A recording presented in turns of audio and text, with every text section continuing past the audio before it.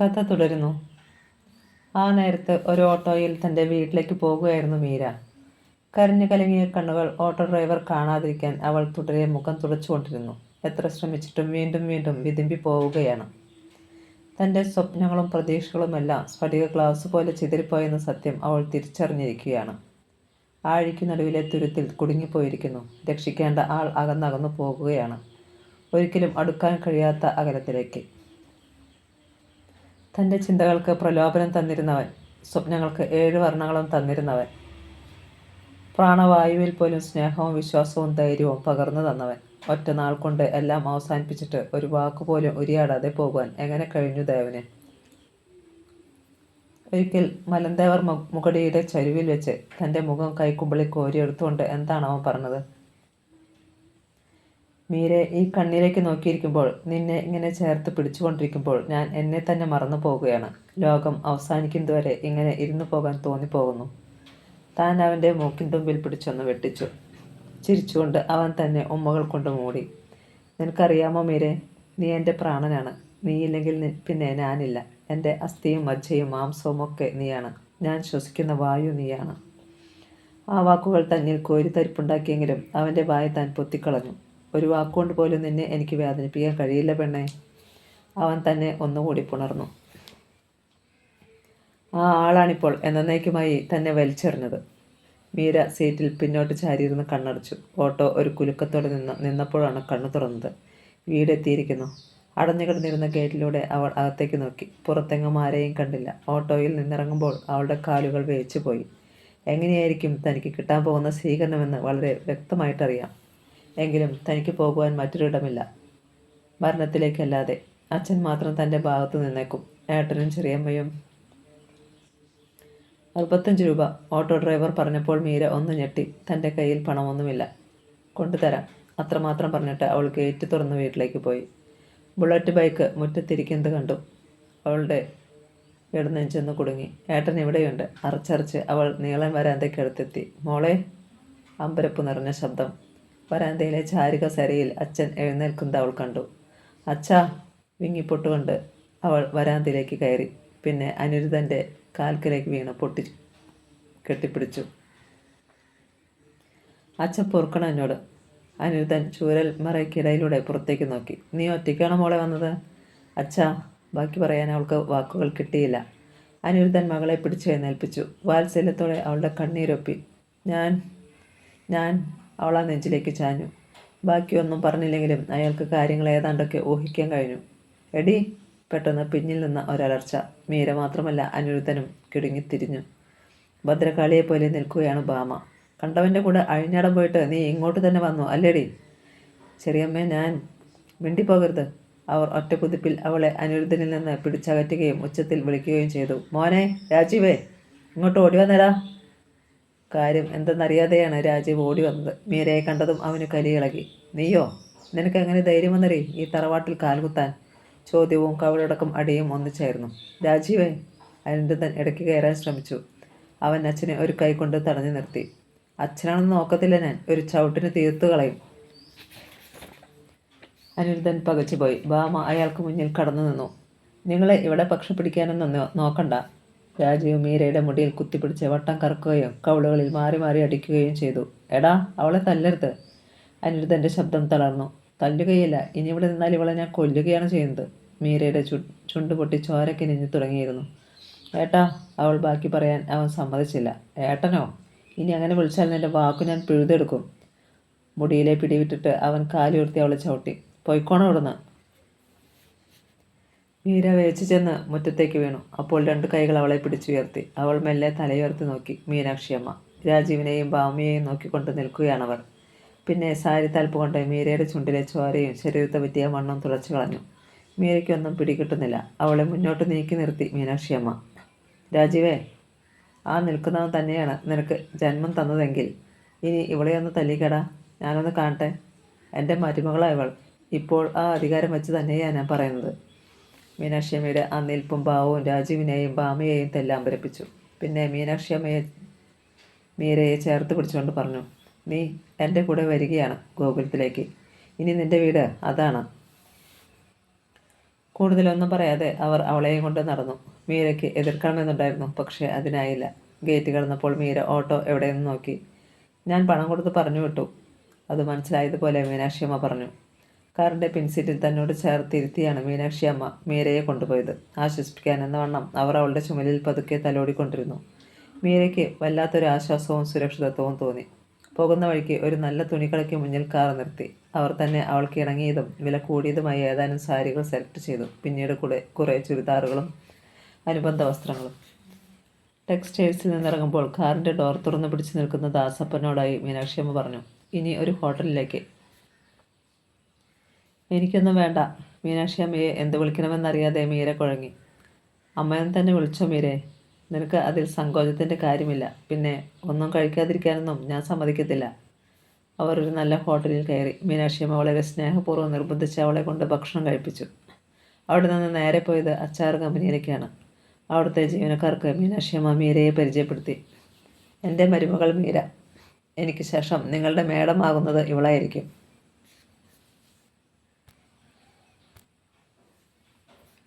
വിശ്വാസം വരാതെ തൊഴിലാളികൾ പരസ്പരം നോക്കി. ശർമിളയും ഗോകുലുമായി മോതിരം കൈമാറൽ ചടങ്ങ് നടന്നതുവരെ അവർക്കെല്ലാം അറിയാവുന്ന കാര്യമാണ്. മാഡം, മാനേജർ രാമസ്വാമി എന്തോ ചോദിക്കാൻ ഭാവിച്ചു. മീനാക്ഷിയമ്മ കൈ ഉയർത്തി. വിവാഹം വളരെ പെട്ടെന്നായിരുന്നതിനാൽ ആരെയും ക്ഷണിക്കാൻ കഴിഞ്ഞില്ല. അതുകൊണ്ട് ഇന്ന് വൈകിട്ട് വീട്ടിൽ വെച്ച് പാർട്ടി. ആരും വരാതിരിക്കരുത്. തൊഴിലാളികൾ മിഴിച്ചു നിൽക്കുകയാണ്. ഇന്നലെ വരെ കർക്കശക്കാരിയായിരുന്ന മീനാക്ഷിയമ്മയിൽ പെട്ടെന്ന് ഇങ്ങനെയൊരു മാറ്റം. മാനേജർ വഴി മാത്രമാണ് തൊഴിലാളികളോട് സംസാരിച്ചിരുന്നത് പോലും. അപ്പോൾ പറഞ്ഞതുപോലെ മീനാക്ഷിയമ്മ ഗോകുലം അച്ചാറിൻ്റെ പ്രധാന യൂണിറ്റുകളൊക്കെ മീരയ്ക്ക് കാണിച്ചു കൊടുത്തു. സ്വാമി. തിരികെ വന്ന് ക്യാബിനിലേക്ക് കയറുന്നതിനിടയിൽ മീനാക്ഷിയമ്മ വിളിച്ചു. രാമസ്വാമി ഓടിയെത്തി. ഇരിക്കുമോളെ. അവർ തനിക്കെതിരെ മീരയെ ഇരുത്തി. ആ സ്വാമി, വൈകിട്ടത്തെ പാർട്ടിക്കുള്ള ഒരുക്കങ്ങളെല്ലാം ചെയ്തേക്കണം. സ്വാമി തലകുലുക്കി. Yes madam. മീര മുറിയാകെ നോക്കി കാണുകയായിരുന്നു. ഭിത്തിയിൽ ചില്ലിട്ട് മാല ചാർത്തിയിരിക്കുന്ന ശിവരാജൻ്റെ ഫോട്ടോ കണ്ടപ്പോൾ അവൾ വല്ലാതെയായി. ഇടം കണ്ണിട്ട് മീനാക്ഷിയമ്മ അത് കാണുന്നുണ്ടായിരുന്നു. അവർ ചിരിച്ചു. മോളെ, നമ്മുടെ മനസ്സിൽ നിന്നും ജീവിതത്തിൽ നിന്നും ഒരാളെ പറിച്ചു കളഞ്ഞാൽ നമുക്ക് മുന്നിൽ അയാൾ മരിച്ചു കഴിഞ്ഞു എന്നതാണ് അർത്ഥം. നിനക്ക് വേണമെങ്കിൽ ദേവൻ്റെയും ഒരു ഫോട്ടോ ഇതുപോലെ ചില്ലിട്ട് സൂക്ഷിക്കാം. മീര ഉത്കടമായി ഒന്ന് നടുങ്ങി. മാത്രമല്ല, ഗോകുലിൻ്റെ അമ്മ തന്നെ കൊണ്ടിനി എന്തൊക്കെ വേഷങ്ങളാണ് കെട്ടിക്കാൻ പോകുന്നതെന്നറിയാതെ അവൾ കുഴങ്ങി. കുറച്ചു നേരം അവിടെ ചെലവഴിച്ചിട്ട് അത്യാവശ്യം വേണ്ട ഫയലുകളൊക്കെ പരിശോധിച്ചിട്ട് മീനാക്ഷിയമ്മ എഴുന്നേറ്റു. പോകാം. അവർ ഇരുവരും ഗോകുലത്തിലെത്തി. പാക്കറ്റുകളെടുത്ത് മീനാക്ഷിയമ്മ മീരയെ ഏൽപ്പിച്ചു. സിറ്റിംഗ് റൂമിൽ മക്കളും മരുമക്കളും എല്ലാം ഉണ്ടായിരുന്നു, ഗോകുലൊഴികെ. അവർ എന്തോ ചർച്ചയിലായിരുന്നു. മീനാക്ഷിയമ്മയെ കണ്ടപ്പോൾ പെട്ടെന്ന് നിർത്തി. എന്താണ് ഒരു ഗൂഢാലോചന? അവരുടെ ചോദ്യത്തിന് ആരും മറുപടി പറഞ്ഞില്ല. അവർ തന്നെ തുടർന്നു. കാര്യം എന്തായാലും അത് ഇവളെക്കുറിച്ചാവരുത്. അവർ മീരയെ ചേർത്ത് പിടിച്ചു. ഇനി ഇവൾ എൻ്റെ മരുമകൾ മാത്രമല്ല, മകൾ കൂടിയാണ്. ആ പരിഗണന എല്ലാവരിൽ നിന്നും ഇവൾക്ക് കിട്ടണം. ഗോകുലെവിടെ? അമ്മ പോയപ്പോഴേ പോയതാ. പറഞ്ഞത് ലക്ഷ്മിയാണ്. മാത്രമല്ല, മീനാക്ഷിയമ്മ പറഞ്ഞത് ഉൾക്കൊള്ളാൻ കഴിയാത്തതിൻ്റെ ദേഷ്യവും ആ ശബ്ദത്തിലുണ്ടായിരുന്നു. രാധികയും പകയോടെ മീരയെയും അവളുടെ കയ്യിലിരിക്കുന്ന പാക്കറ്റുകളിലേക്ക് നോക്കുന്നുണ്ടായിരുന്നു. ആ പിന്നെ, ഇന്ന് വൈകിട്ട് കമ്പനി ജീവനക്കാർക്കായി ഇവിടെ ഒരു പാർട്ടി അറേഞ്ച് ചെയ്തിട്ടുണ്ട് ഞാൻ. ഗോകുലിൻ്റെ വിവാഹ പാർട്ടി. നിങ്ങൾക്കും ആരെയെങ്കിലും ക്ഷണിക്കണമെങ്കിലാവാം. സാജനും ശരത്തും പരസ്പരം നോക്കി. അറിയാത്തവരെ കൂടി അറിയിക്കാനാണോ അമ്മയുടെ പരിപാടി? വാ മോളെ. മീനാക്ഷിയമ്മ മീരയെയും കൂട്ടി അകത്തേക്ക് പോയി. ഒന്നും പിടികിട്ടാതെ മക്കളും മരുമക്കളും പരസ്പരം നോക്കി. എന്താണ് അമ്മയുടെ ഉള്ളിലിരിപ്പ്? തൻ്റെ മേലേക്ക് ആരോ ഇരുട്ടിൻ്റെ ഒരു കുടം കമിഴ്ത്തിയത് പോലെയാണ് ഗോകുലിന് തോന്നിയത്. ഒരു മഹാശൂന്യതയിൽ എത്തിപ്പെട്ടതുപോലെ. പിടിച്ചു നിൽക്കാൻ കഴിയുന്നില്ല. ഡോക്ടർ കനകലതയുടെ കൺസൾട്ടിംഗ് റൂമിന് പുറത്തെ നീളൻ ചാരുബെഞ്ചിൽ ചാരിയിരുന്ന് കൈകൾ കൊണ്ട് അവൻ ചുറ്റും പരതി ഷർട്ടിൻ്റെ മുകളിലെ ബട്ടണുകൾ അഴിച്ചിട്ടു. ഗോകുൽ. മീനാക്ഷിയമ്മ അവൻ്റെ തോളിൽ തൊട്ടു. തീക്കൊള്ളി കൊണ്ട് ഒരു കുത്ത് കിട്ടിയതുപോലെ ഗോകുൽ ഞെട്ടി. നോക്കി നിൽക്കാതെ അകത്തേക്ക് ചെല്ലടാ. അവൾക്കിപ്പോൾ നിന്നെ കാണുന്നത് സന്തോഷമുള്ള കാര്യമാകും. അമ്മയെ ദഹിപ്പിക്കും പോലെ അവനൊന്ന് നോക്കി. അപ്പോഴും ശരീരത്തിൻ്റെ തളർച്ച അവൻ തിരിച്ചറിഞ്ഞു. ഇടനാഴിയിൽ രോഗികളുടെ കൂടെ വന്നവരിൽ ചിലർ ഇല്ലായിരുന്നെങ്കിൽ അവൻ തൻ്റെ നില മറന്ന് സംസാരിച്ചു പോയേനെ. മീനാക്ഷി അമ്മയിൽ പക്ഷേ പ്രത്യേകിച്ച് ഭാവമാറ്റമൊന്നും ഉണ്ടായില്ല. വീഴ്പ്പ് കെട്ടാണെന്ന് അറിഞ്ഞുകൊണ്ടായാലും അല്ലെങ്കിലും അത് ചുമക്കുന്നവൻ ദുർഗന്ധം സഹിക്കാൻ വിധിക്കപ്പെട്ടവനാണ്. ഗോകുൽ മറുപടി പറയാതെ വെട്ടിത്തിരിഞ്ഞ് പുറത്തേക്കിറങ്ങി. മരുന്നുകളുടെ ഗന്ധം ഇടനാഴിയിലാകെ നിറഞ്ഞു നിൽക്കുന്നത് പോലെ തോന്നി. ഗോകുലിനെ കണ്ടതും ദാസപ്പൻ വലിച്ചുകൊണ്ടിരുന്ന ബീഡി ദൂരേക്ക് വലിച്ചെറിഞ്ഞിട്ട് അടുത്തേക്കെത്തി. മീരക്കുഞ്ഞിന് എങ്ങനെയുണ്ട് മോനെ? അയാൾ ഭവ്യതയോടെ തിരക്കി. കുഴപ്പമൊന്നുമില്ല. വല്ലവിധേനയും അവൻ പറഞ്ഞൊപ്പിച്ചു. ഇപ്പം തന്നെ തിരിച്ചു പോകാൻ പറ്റുമോ? ചിലപ്പോൾ. പറഞ്ഞിട്ട് അലക്ഷ്യമായി കാർ തുറന്നു. കയറിയിരുന്ന ഗോകുലിൻ്റെ താല്പര്യക്കുറവ് മനസ്സിലായതോടെ അയാൾ കാറിൽ ചാരി നിന്നു. ഇത്തിരി കഴിഞ്ഞപ്പോൾ മീരയെ താങ്ങിപ്പിടിച്ച് മീനാക്ഷിയമ്മ കാറിലേക്ക് കയറിയപ്പോഴാണ് ഗോകുൽ കണ്ണു തുറന്നത്. അവരെ കണ്ടതോടെ ഭ്രാന്ത് പിടിക്കും പോലെ തോന്നിയ ഗോകുലിന്. എന്താ അമ്മയുടെ അടുത്ത പ്ലാൻ? ഇവളെ നമ്മുടെ വീട്ടിലേക്ക് കൂട്ടിക്കൊണ്ടു പോകാനോ? നേരത്തെ ശബ്ദത്തിന് വല്ലാത്ത പകയിൽ ധ്വനി തോന്നിപ്പോയി. പിന്നല്ലാതെ. മീനാക്ഷിയമ്മ അവനെ സൂക്ഷിച്ചു നോക്കി.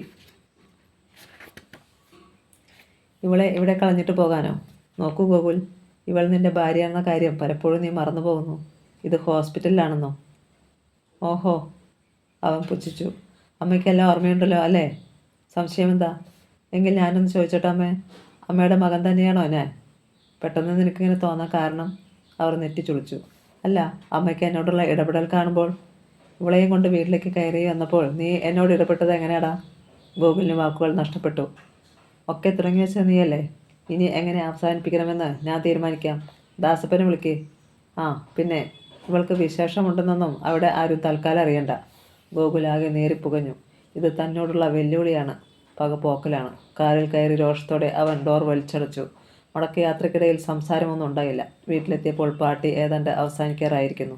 മീരയ്ക്ക് എന്ത് പറ്റിയതാണെന്ന് അറിയാൻ കാത്തു നിൽക്കുകയായിരുന്നു പലരും. മീനാക്ഷിയമ്മ അവരെ നോക്കി പുഞ്ചിരിച്ചു. കുഴപ്പമൊന്നുമില്ല, മീരമോൾക്ക് പ്രഷർ അല്പം കൂടി. പെട്ടെന്നുള്ള കല്യാണമായിരുന്നില്ലേ? ആർക്കും അവിശ്വസനീയത തോന്നിയില്ല. മോള് അകത്തേക്ക് പോയി വിശ്രമിച്ചോളൂ. മീനാക്ഷിയമ്മ അവളെ പറഞ്ഞയച്ചു. പ്രസാദ് ഗോകുലിൻ്റെ അടുത്ത് വന്നു. ആൻറ്റി പറഞ്ഞത് ഞാൻ ഒട്ടും വിശ്വസിച്ചിട്ടില്ല കേട്ടോ. എന്താണ് പ്രോബ്ലം? ഗോകുൽ വിളറി നിന്നു. ഒക്കെയും അറിഞ്ഞതുപോലെയാണ് പ്രസാദിൻ്റെ സംസാരം. അമ്മ പറഞ്ഞത് തന്നെയാണ് സത്യം. അവൾക്കും എന്നെ പോലെ തന്നെ ഇതൊന്നും ഉൾക്കൊള്ളാൻ കഴിയുന്നില്ല. ഞാൻ ആണായി പോയതുകൊണ്ട് മാത്രം പിടിച്ചു നിൽക്കുന്നതാ. അപ്പോഴേക്കും പാർട്ടിക്ക് വന്നവർ ഓരോരുത്തരെയും യാത്ര പറഞ്ഞ് മടങ്ങി തുടങ്ങി. കാറ്ററിംഗ് സർവീസുകാർക്കുള്ള പണം മാനേജർ രാമസ്വാമി എണ്ണിക്കൊടുക്കുന്നതും കണ്ടുകൊണ്ടാണ് ഗോകുൽ പുറത്തേക്ക് നടന്നത്. കസാരയും മേശയും മറ്റും അടുക്കിയെടുക്കുന്ന ഒച്ചയിൽ നിന്നൊക്കെ ഇത്തിരി അകലെയായി അധികം വെളിച്ചമില്ലാത്ത ഭാഗത്തേക്ക് ഒരു കസാര നീക്കിയിട്ട് അവനിരുന്നു. ഒരുപക്ഷെ ആർഭാടപൂർവ്വം ഇത്തരം ഒരു പാർട്ടി നടത്തുകയും അതിനിടയിലൂടെ താനും ശർമ്മിളയും ഉല്ലാസത്തോടെ നടക്കുകയും ചെയ്യേണ്ടതായിരുന്നു. പരസ്പരം മുട്ടിയൊരുമി വരാൻ പോകുന്ന നിമിഷങ്ങളെക്കുറിച്ച് സങ്കല്പിച്ചുകൊണ്ട് കുസൃതിയോടെ. സമയം കടന്നു പോകുന്നത് അവൻ അറിയുന്നില്ലായിരുന്നു. ലോണിലെ ലൈറ്റുകളും അണഞ്ഞു. ഗേറ്റിൽ മാത്രം 2 ബൾബുകൾ തെളിഞ്ഞു നിൽക്കുന്നു. തോളത്താരോ കൈവച്ചപ്പോൾ ഗോകുൽ പകച്ചതുപോലെ ഉണർന്ന് ചുറ്റും നോക്കി. എവിടെയാണ് താൻ? തൊട്ടരികിൽ ദാസപ്പൻ നിൽക്കുന്നത് കണ്ടപ്പോഴാണ് പരിസരബോധം വീണ് കിട്ടിയത്. എന്താ ദാസപ്പേട്ടാ? എനിക്കൊരു കൂട്ടം പറയാനുണ്ടായിരുന്നു. അത് കേൾക്കാൻ ഒട്ടും താല്പര്യമില്ലായിരുന്നു അവന്. ഞാനിന്ന് ശിവരാജൻ മുതലാളിയെ കണ്ടിരുന്നു. പട്ടണത്തിൽ വെച്ച് മാഡം തുണിക്കടയിൽ കയറിയപ്പോൾ. അച്ഛനെയോ? ഗോകുൽ പെട്ടെന്ന് നിവർന്നിരുന്നു. എന്തോ ഒരു ആകാംക്ഷ ഉള്ളിൽ നിറഞ്ഞു. അച്ഛൻ എന്തു പറഞ്ഞു? ഇവിടുത്തെ കാര്യമൊക്കെ മുതലാളി അറിയുന്നുണ്ട്. ഗോകുൽ മോനെ ഒന്ന് കാണണമെന്നും ചിലത് പറയണമെന്നും ഉണ്ടെന്നും പറഞ്ഞു. എപ്പോൾ കാണാമെന്ന് പറഞ്ഞോ? പ്രതീക്ഷയോടെയായിരുന്നു ചോദ്യം. ഇല്ല, ഇന്നെന്തോ അത്യാവശ്യത്തിന് ടൗണിൽ വന്നതാണ്. ഇനി വരുമ്പോൾ ഒരു പക്ഷേ. ദാസപ്പൻ പൂർത്തിയാക്കും മുമ്പ് മീനാക്ഷി അമ്മ വാതിൽക്കൽ വന്നു നിന്ന് വിളിച്ചു. ഗോകുൽ, നീ അവിടെ എന്തെടുക്കുകയാ? ഇങ്ങോട്ട് വാടാ. പിന്നെ സംസാരിക്കാം, ദാസപ്പനോട് പറഞ്ഞിട്ട് അവൻ എഴുന്നേറ്റു. കൊഞ്ചിച്ച് തീരാത്ത അച്ഛൻ്റെ മുഖം അവൻ്റെ മനസ്സിൽ നിറഞ്ഞിരുന്നു. സമയമില്ലെങ്കിലും അതുണ്ടാക്കി തന്നെ പുറത്തു കയറ്റി ആന കളിപ്പിക്കുന്ന അച്ഛൻ. പുറത്ത് എവിടെ പോയിട്ട് മടങ്ങി വന്നാലും തനിക്കായിട്ട് ഒരു പൊതി കരുതിയിരിക്കും. അച്ഛൻ ശക്തനാണ്, ധൈര്യവാനാണ് എന്നൊക്കെ ഒത്തിരി അഭിമാനിച്ചിരുന്നു, വിശ്വസിച്ചിരുന്നു. പക്ഷേ അമ്മയുടെ മുന്നിൽ ദേഷ്യമടക്കി സങ്കടത്തോടെ നിന്നിട്ടുണ്ട് അച്ഛൻ. നിസ്സഹായതയുടെ ബലിയാടായി നിന്നതാണ് അവസാനത്തെ കാഴ്ച. അച്ഛൻ എവിടെയാണ്? ആരൊക്കെയുണ്ട് കൂട്ടിന്? ഞങ്ങളില്ലാതെ അച്ഛനെ സന്തോഷിക്കാനാകുമോ? തന്നോടുള്ള സ്നേഹവും വാത്സല്യവും ആ മനസ്സിലുണ്ടായിരിക്കുമോ? അച്ഛനൊന്ന് കാണാൻ, ഒരു വാക്ക് ഉരിയാടാൻ അവൻ്റെ മനസ്സ് വല്ലാതെ കൊതിച്ചു. വാതിൽക്ക് തന്നെ നോക്കി നിൽക്കുകയായിരുന്നു മീനാക്ഷിയമ്മ. മണി 11 ആകാറായി. നീ ഉറങ്ങുന്നില്ലടാ? ഉണ്ടെന്നോ ഇല്ലെന്നോ പറഞ്ഞില്ല ഗോകുൽ. നേരെ തൻ്റെ മുറിയിലേക്ക് നടന്നു. മുറിയിലെത്തുമ്പോൾ ജനാലയ്ക്കരികിലെ ഭിത്തിയിൽ ചാരി നിൽക്കുകയാണ് മീര. നീ എന്താ ഇവിടെ? എന്താ ചിന്തിച്ചുറച്ചതുപോലെയായിരുന്നു അവൻ്റെ ചോദ്യം. അമ്മ പറഞ്ഞു ഈ മുറിയിൽ കിടന്നാൽ മതിയെന്ന്. അവൾ ശരിക്കും പരിഭ്രമിച്ചു. അവളുടെ കണ്ണുകളിലേക്ക് നോട്ടം ഉറപ്പിച്ചുകൊണ്ട് അവൻ മുന്നോട്ട് ചെന്നു. പിന്നെ ശക്തിയിൽ അവളുടെ തോളിൽ പിടിച്ചു കുലുക്കി. ഗോകുൽ! അവൾക്ക് ഭീതിയേറി. പതുക്കെ പതുക്കെ പറഞ്ഞാൽ മതി, അല്ലാതെ ഈ വീട്ടിലുള്ളവരെല്ലാം കേൾപ്പിക്കാൻ ശ്രമിക്കണ്ട. അവൻ്റെ വാക്കുകൾ മുറുകി. മുട്ടി നിൽക്കുക ഞാൻ. എങ്ങനെയൊക്കെ പ്രതികരിക്കുമെന്ന് എനിക്ക് തന്നെ പറയാൻ കഴിയില്ല. മീര തലകുനിച്ചു. നേരെ നോക്കടി. ഞെട്ടലോടെ മീര മുഖമുയർത്തി. അതുവരെ കണ്ട മുഖമായിരുന്നില്ല ഗോകുലിന്, തികച്ചും അപരിചിതം. കോപമോ വെറുപ്പോ ആത്മനിന്ദയോ ഒക്കെ കലർന്ന ഒരു ഭാവം. എന്താ നിൻ്റെ ഉദ്ദേശ്യം? ഗോകുൽ, ഞാൻ ചോദ്യത്തിന് കൃത്യമായ ഉത്തരം വേണം എനിക്ക്. എനിക്ക് ചോദ്യം മനസ്സിലായില്ല. കൂടുതൽ മനസ്സിലാക്കാൻ സിലബസിൽ മാറ്റം വരുത്തിയ പാഠങ്ങളൊന്നുമല്ല നിന്നെ ഞാൻ പഠിപ്പിക്കുന്നത്. ഇവിടുത്തെ പറ്റിക്കൂടാനുള്ള നിന്റെ ലക്ഷ്യത്തെക്കുറിച്ചാണ് എനിക്കറിയേണ്ടത്. തൻ്റെ തോളുകളിൽ അമർന്നിരിക്കുന്ന അവൻ്റെ കൈകൾ കൂടുതൽ ശക്തി കൈവന്നിരിക്കുന്നത് പോലെ അവൾക്ക് തോന്നി. അവൻ വിശദീകരിച്ചു. നിന്റെ വീട്ടിലേക്ക് തന്നെ പോയ നീ എൻ്റെ അമ്മയുടെ നിഴലിനെ പറ്റി തിരിച്ചു വന്നത് എന്തിനാടി? കെട്ടിയൊരുങ്ങി പാർട്ടിക്ക് നിന്നത് എന്തിനാടി? അമ്മ നിർബന്ധിച്ചിട്ടാണ് ഞാൻ. വേണ്ട, അങ്ങനെ പറഞ്ഞ് രക്ഷപ്പെടാമെന്ന് കരുതണ്ട. ഗർഭിണിയാണെന്ന കാര്യം പോലും മറച്ചു വെച്ചവളാണ്. സത്യമായിട്ടും എനിക്കറിയില്ലായിരുന്നു ഗോകുൽ. ചീ, പിടിവിട്ട് അവൻ മുഖം വെട്ടിച്ചു. ഒന്നും അറിയാത്തൊരു കുട്ടി. എനിക്കറിയാൻ നിൻ്റെ ഉദ്ദേശം. ദേവന് നീയും കൂടി ഒത്തുചേർന്നുള്ള ഒരു കളിയാണിത്. എന്നെ ചീറ്റ് ചെയ്യുന്നു. ഗർഭിണിയായി നിന്നെ അവന് വേണ്ട. അവസാനം എല്ലാം കൂടി എൻ്റെ തലയിൽ കെട്ടിവയ്ക്കാമെന്ന് കരുതി. ഇല്ല ഗോകുൽ, അങ്ങനെ ഞാൻ ചിന്തിച്ചിട്ട് കൂടിയില്ല. അവൾ തേങ്ങിക്കരയാൻ തുടങ്ങി. എൻ്റെ കുട്ടിയുടെ അച്ഛനെ ആരിലെങ്കിലും കെട്ടിവയ്ക്കണമെന്ന് എനിക്കുണ്ടെങ്കിൽ അത് ദേവനിൽ തന്നെയാണ്. ഇപ്പോൾ ഈ നിമിഷത്തിലും ഞാൻ ആഗ്രഹിച്ചു കൊണ്ടിരിക്കുന്നതും അതുതന്നെയാണ്. നനഞ്ഞ കൺപീലികൾക്കിടയിലൂടെ അവനെ നോക്കിക്കൊണ്ട് മീര തുടർന്നു. ഗർഭിണിയാണെന്നറിഞ്ഞ നിമിഷത്തിലാണ് ഞാൻ ഇങ്ങനെയൊന്ന് തീരുമാനിച്ചത്. അല്ലെങ്കിൽ ഈ രാത്രിയോടെ ഞാൻ അവസാനിച്ചേനെ. എന്നേക്കുമായി ഗോകുലിൻ്റെ ജീവിതത്തിൽ നിന്ന് അകന്നു പോകണമെന്ന് കരുതിയതാണ് ഞാൻ. പക്ഷേ ഇനി എനിക്ക് ജീവിക്കണം ഗോകുൽ. എൻ്റെ കുഞ്ഞിൻ്റെ അച്ഛനാരെന്ന് പ്രൂവ് ചെയ്യണം എനിക്ക്. ഗോകുലിൻ്റെ തൊണ്ട വരണ്ടു. വല്ലാത്ത പകപ്പിൽ അവളെ നോക്കി നിന്ന് പോയി. എന്താണ് ഞാൻ പറയുന്നതെന്ന് ഗോകുലിന് മനസ്സിലായില്ല അല്ലേ? പെണ്ണായി പിറന്നുകൊണ്ട് എന്തും സഹിക്കണമെന്നില്ലല്ലോ. പെണ്ണിനുമില്ല ഒരു മനസ്സ്. മനുഷ്യനെ വെറുതെ ഭ്രാന്ത് പിടിപ്പിക്കാതെ കാര്യം എന്താണെന്ന് തുറന്നു പറയടേ. കോപത്തോടെ ഗോകുൽ മെത്തയിലേക്കിരുന്നു. പറയാം, പക്ഷെ കൂടുതലൊന്നും ചോദിക്കരുത്. പറയില്ല ഞാൻ. ഒന്ന് മാത്രം ഗോകുൽ അറിയണം. എൻ്റെ വയറ്റിൽ മുളച്ച കുരുന്നിൻ്റെ ഉടമസ്ഥൻ ദേവനല്ല. പക്ഷേ അതിന് അവന് ഉത്തരവാദിത്വമുണ്ട്. അറിയാതെ ഗോകുലിൻ്റെ പിടിയായിരുന്നു. അതെ ഗോകുൽ, എന്തെങ്കിലും ഒരിക്കലും ദേവൻ ഈ നാട്ടിൽ തിരിച്ചെത്താതിരിക്കില്ല. അന്ന് ഞാൻ അവനെ കാണും. അതിനിടയിൽ ശർമിള ഗോകുലിന് നഷ്ടപ്പെടാതെയും ഞാൻ നോക്കും. തളർന്ന് അവശനായതുപോലെ ഗോകുൽ കിടക്കിലേക്ക് കിടന്നു കണ്ണടച്ചു. ഇപ്പോൾ മനസ്സ് നിറയെ ശർമിളയാണ്. അവൾ തനിക്ക് നഷ്ടപ്പെട്ടാൽ. ശർമിളയും ഉറങ്ങാനാവാതെ കിടക്കയിൽ ചരിഞ്ഞു മറിഞ്ഞു കിടക്കുകയായിരുന്നു. ഈ രാത്രിയിൽ ഉറങ്ങാതെ കിടക്കുന്നവൾ താൻ മാത്രമാണെന്ന് അവൾക്ക് തോന്നി. ഇന്ന് മാത്രമല്ല, ഇനിയുള്ള രാത്രികൾ തനിക്ക് ഉറങ്ങാൻ കഴിയുമോ? ഗോകുലിൻ്റെ ആദ്യ രാത്രിയാണെന്ന്. ഇന്നലെ അവർ ഒന്നിച്ചു കഴിഞ്ഞിട്ടുണ്ടെങ്കിൽ പോലും അവൻ്റെ ചേർത്ത് ആ നെഞ്ചിൽ മുഖം ചേർത്ത് വെച്ച് ചരിഞ്ഞു കിടക്കുകയാവും മീര. ഇടം കൈക്കൊണ്ട് അവളെ ചേർത്ത് പിടിച്ച് അവളുടെ സൗന്ദര്യത്തെ പുകഴ്ത്തുകയും അവളുടെ ഗന്ധത്തിൽ മുങ്ങുകയും ചെയ്ത് പിന്നെയൊന്നും ചിന്തിക്കാൻ കഴിയുന്നില്ല. അത്രത്തോളമായപ്പോഴേക്കും അസ്വസ്ഥതയേറി. മുറിയിൽ നിറഞ്ഞു വരുന്ന തണുപ്പിനുള്ളിലും അവൾ വിയർത്തു കുളിച്ചു. എയർ കണ്ടീഷണറിൻ്റെ റിമോട്ട് എടുത്ത് തണുപ്പിൻ്റെ തീവ്രത കൂട്ടി. നെഞ്ചിൽ തടവിക്കൊണ്ട് ശ്വാസം വലിച്ചു വിട്ടുകൊണ്ട് ശർമിള എഴുന്നേറ്റ് ലൈറ്റിട്ടു. പിന്നെ വേച്ച് പോകുന്നതുപോലെ ചെന്ന് മേശപ്പുറത്തിരുന്ന ഗ്ലാസ് ജഗ് എടുത്ത് വായിലേക്ക് കമഴ്ത്തി. വെള്ളം അകത്ത് ചെന്നിട്ടും ഉള്ളിലെ തീ അണയുന്നില്ല. തിരിച്ചു വന്ന് അവൾ കട്ടിലിലിരുന്നു. കൈകൾ കൂട്ടിപ്പിടിച്ച് വിരലുകൾ കോർത്തു. പലതും സങ്കല്പിക്കുകയും കൂട്ടുകയും കുറക്കുകയും ചെയ്തു. ലൈറ്റ് അണച്ച് വീണ്ടും കിടന്നു. പിന്നെയും എഴുന്നേറ്റ് ലൈറ്റിട്ടു. മേശയ്ക്കുള്ളിൽ നിന്നും ഒരു ഫോട്ടോ എടുത്തു. അതിൽ ഗോകുലിൻ്റെ അരികിൽ കൈ ചുറ്റി അവൻ്റെ തോളിൽ തലച്ചായ്ച്ച് നിൽക്കുന്ന താൻ. അവൾ അതിലേക്ക് അല്പനേരം നോക്കിയിരുന്നു. ഫിറ്റ് ബാധിച്ചതുപോലെ അവളുടെ പല്ലുകൾ കോർത്തു. ദുഷ്ടൻ, നീചൻ, ക്രൂരൻ. തനിക്കറിയാവുന്ന നീച വാക്കുകൾ കൊണ്ടെല്ലാം അവൾ അവനെ ശപിച്ചു. ഇല്ല ഗോകുൽ, എന്നെ വഞ്ചിച്ചിട്ട് എൻ്റെ സ്വപ്നങ്ങൾ തകർത്തിട്ട് നിന്നെ സ്വസ്ഥമായി ജീവിക്കാൻ ഞാൻ സമ്മതിക്കില്ല. അവൾ പിറുപിറുത്തു. മാറുകയായിരുന്നു അവളുടെ മുഖം. മാറുകയായിരുന്നു അവളുടെ ചിന്ത. ഗോകുലിന് കൊമ്പുകളും ദംഷ്ട്രകളും ഉണ്ടെന്ന് അവൾക്ക് തോന്നി. അവൾ ക്രൂരമായ ഒരു ആനന്ദത്തോടെ ആ ഫോട്ടോ വലിച്ചു കയറി കുഞ്ഞുകുഞ്ഞെ വലിച്ചു കയറി മുറിയിൽ പറത്തിവിട്ടു. പിന്നെ കിടക്കയിലേക്ക് മലർന്നു വീണു. നോട്ടം സിമെൻറ്റിട്ട ചുമരിനെയും കടന്ന് ഏതോ അജ്ഞാത ലക്ഷ്യത്തിലേക്ക് നീണ്ടുപോയി. പിറ്റേന്ന് നേരം പുലർന്നു വരുന്നതേയുള്ളൂ. വെളുപ്പിന് തന്നെ പതിവിന് വിപരീതമായി മീനാക്ഷിയമ്മ എഴുന്നേറ്റു. ഇന്നത്തെ ദിവസം എങ്ങനെ ആരംഭിക്കണമെന്ന് അവർ നേരത്തെ തീരുമാനിച്ചിരുന്നു. അവർ ഹാളിലെത്തി ലൈറ്റിട്ടു. പെട്ടെന്ന് അറിയാതെ ഞെട്ടി പിന്നോക്കം മാറുകയും നാവിൽ നിന്ന് അസ്പഷ്ടമായൊരു ശബ്ദം പുറത്തു വരികയും ചെയ്തു. അത് കേട്ടുകൊണ്ടാണ് സെറ്റിയിൽ ചാരിയിരുന്ന് മയങ്ങുകയെന്ന മീര കണ്ണു തുറന്നും ചാടി എഴുന്നേറ്റതും. മോളെ, നീ? മീനാക്ഷിയമ്മ അവൾക്കടുത്തെത്തി. നീ എവിടെയാണ് ഇന്നലെ? മീര തലകുനിച്ചു. അവർ അവളെ ആശ്വസിപ്പിച്ചു. സാരമില്ല, മോള് പോയി കുളിച്ചിട്ട് വാ, അമ്മ കാപ്പിയിടാം. മീര മടിച്ചു നിന്നു. ചെല്ലുമോളെ, മറ്റുള്ളവരെ കാണിക്കാനെങ്കിലും നീ അഭിനയിച്ചേ പറ്റൂ. പറയുക മാത്രമല്ല, അവർ അവളെ പതുക്കെ മുന്നോട്ട് തള്ളുകയും ചെയ്തു. മീര ഗോകുലിൻ്റെ മുറിയിലേക്ക് നടന്നു. മീനാക്ഷി അമ്മ കിച്ചണിലേക്ക് പോകാൻ ഭാവിക്കുമ്പോൾ ഫോൺ ശബ്ദിച്ചു. ഈ കൊച്ചു എളുപ്പം കാലത്ത് ആരാ? അനിഷ്ടത്തോടെ പിറുപിറുത്തുകൊണ്ട് മീനാക്ഷി അമ്മ ചെന്ന് ഫോൺ എടുത്തു. ഹലോ, ഞാനാ ആൻറ്റി. പ്രസാദിൻ്റെ ശബ്ദം. എന്താ പ്രസാദേ? ഒരു ബാഡ് ന്യൂസ് ഉണ്ട്, പറയൂ.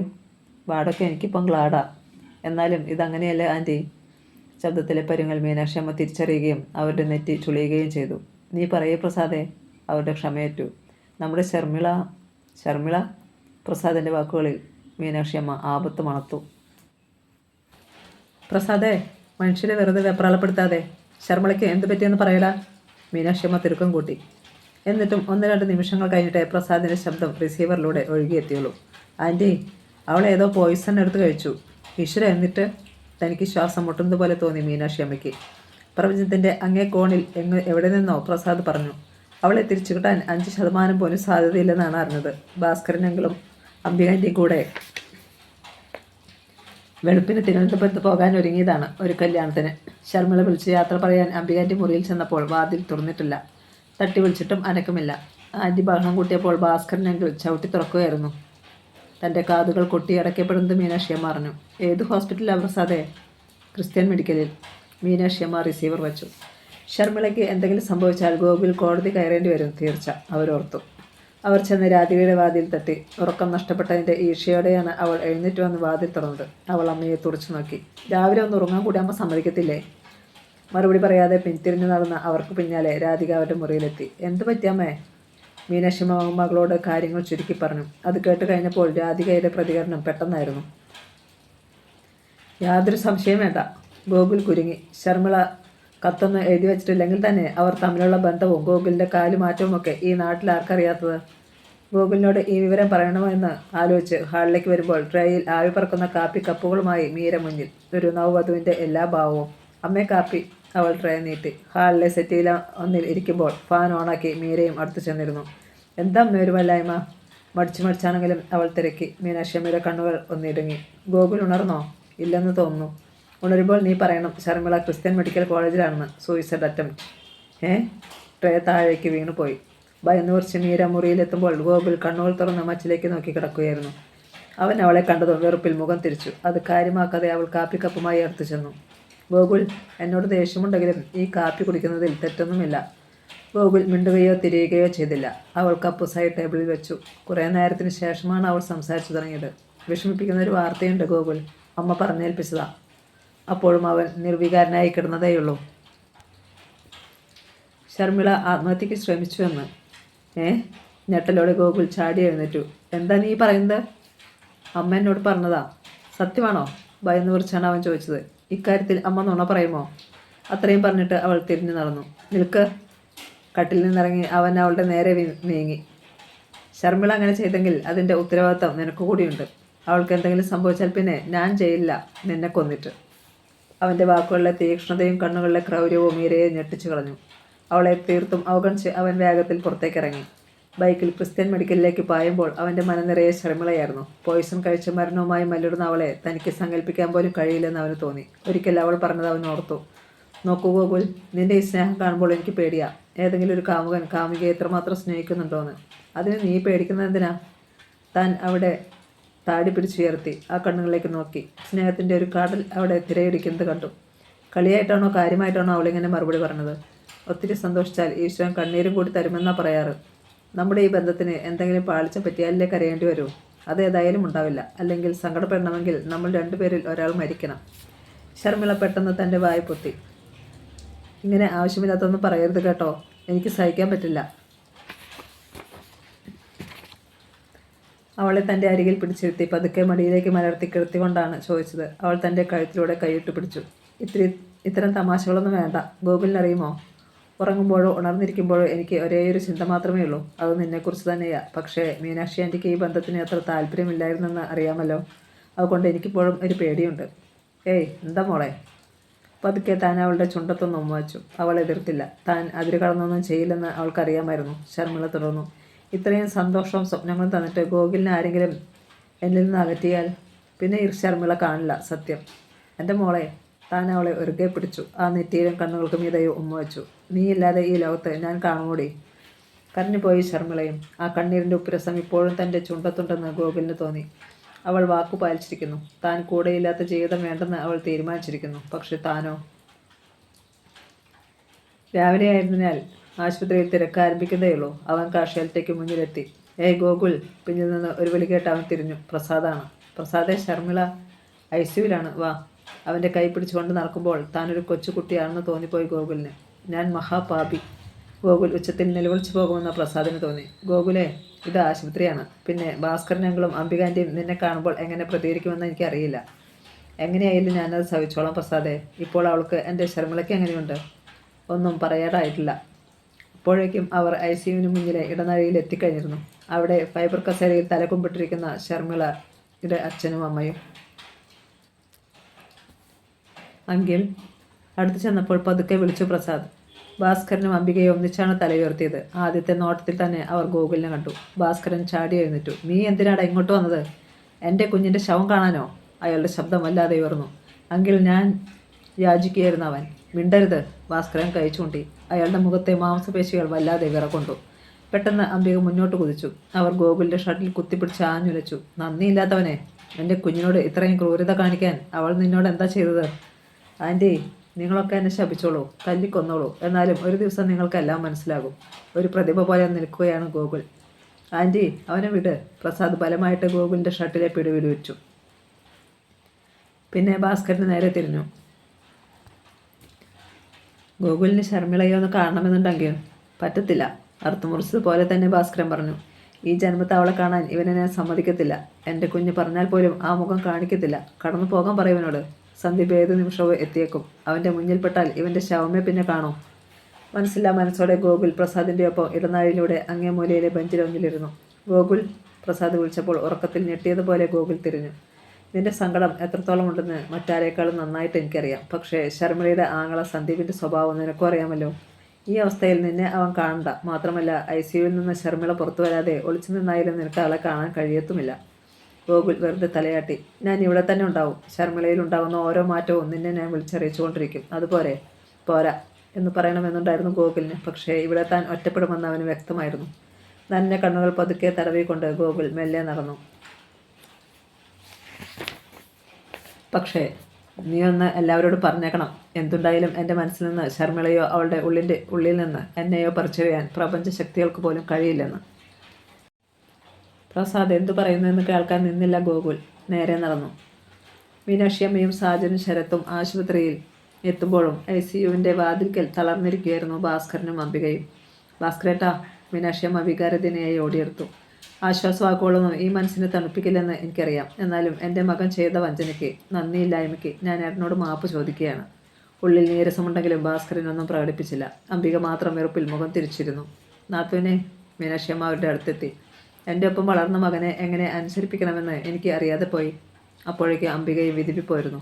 സാജനും ശരത്തും ഭാസ്കരനെ തങ്ങളാൽ കഴിയും വിധം ആശ്വസിപ്പിക്കുകയാണ്. കുറെ കഴിഞ്ഞ് അവർ മടങ്ങി. ICUവിൻ്റെ വാതിൽ തുറന്ന് ഒരു ഡോക്ടർ പുറത്തു വന്നു. ഡോക്ടർ.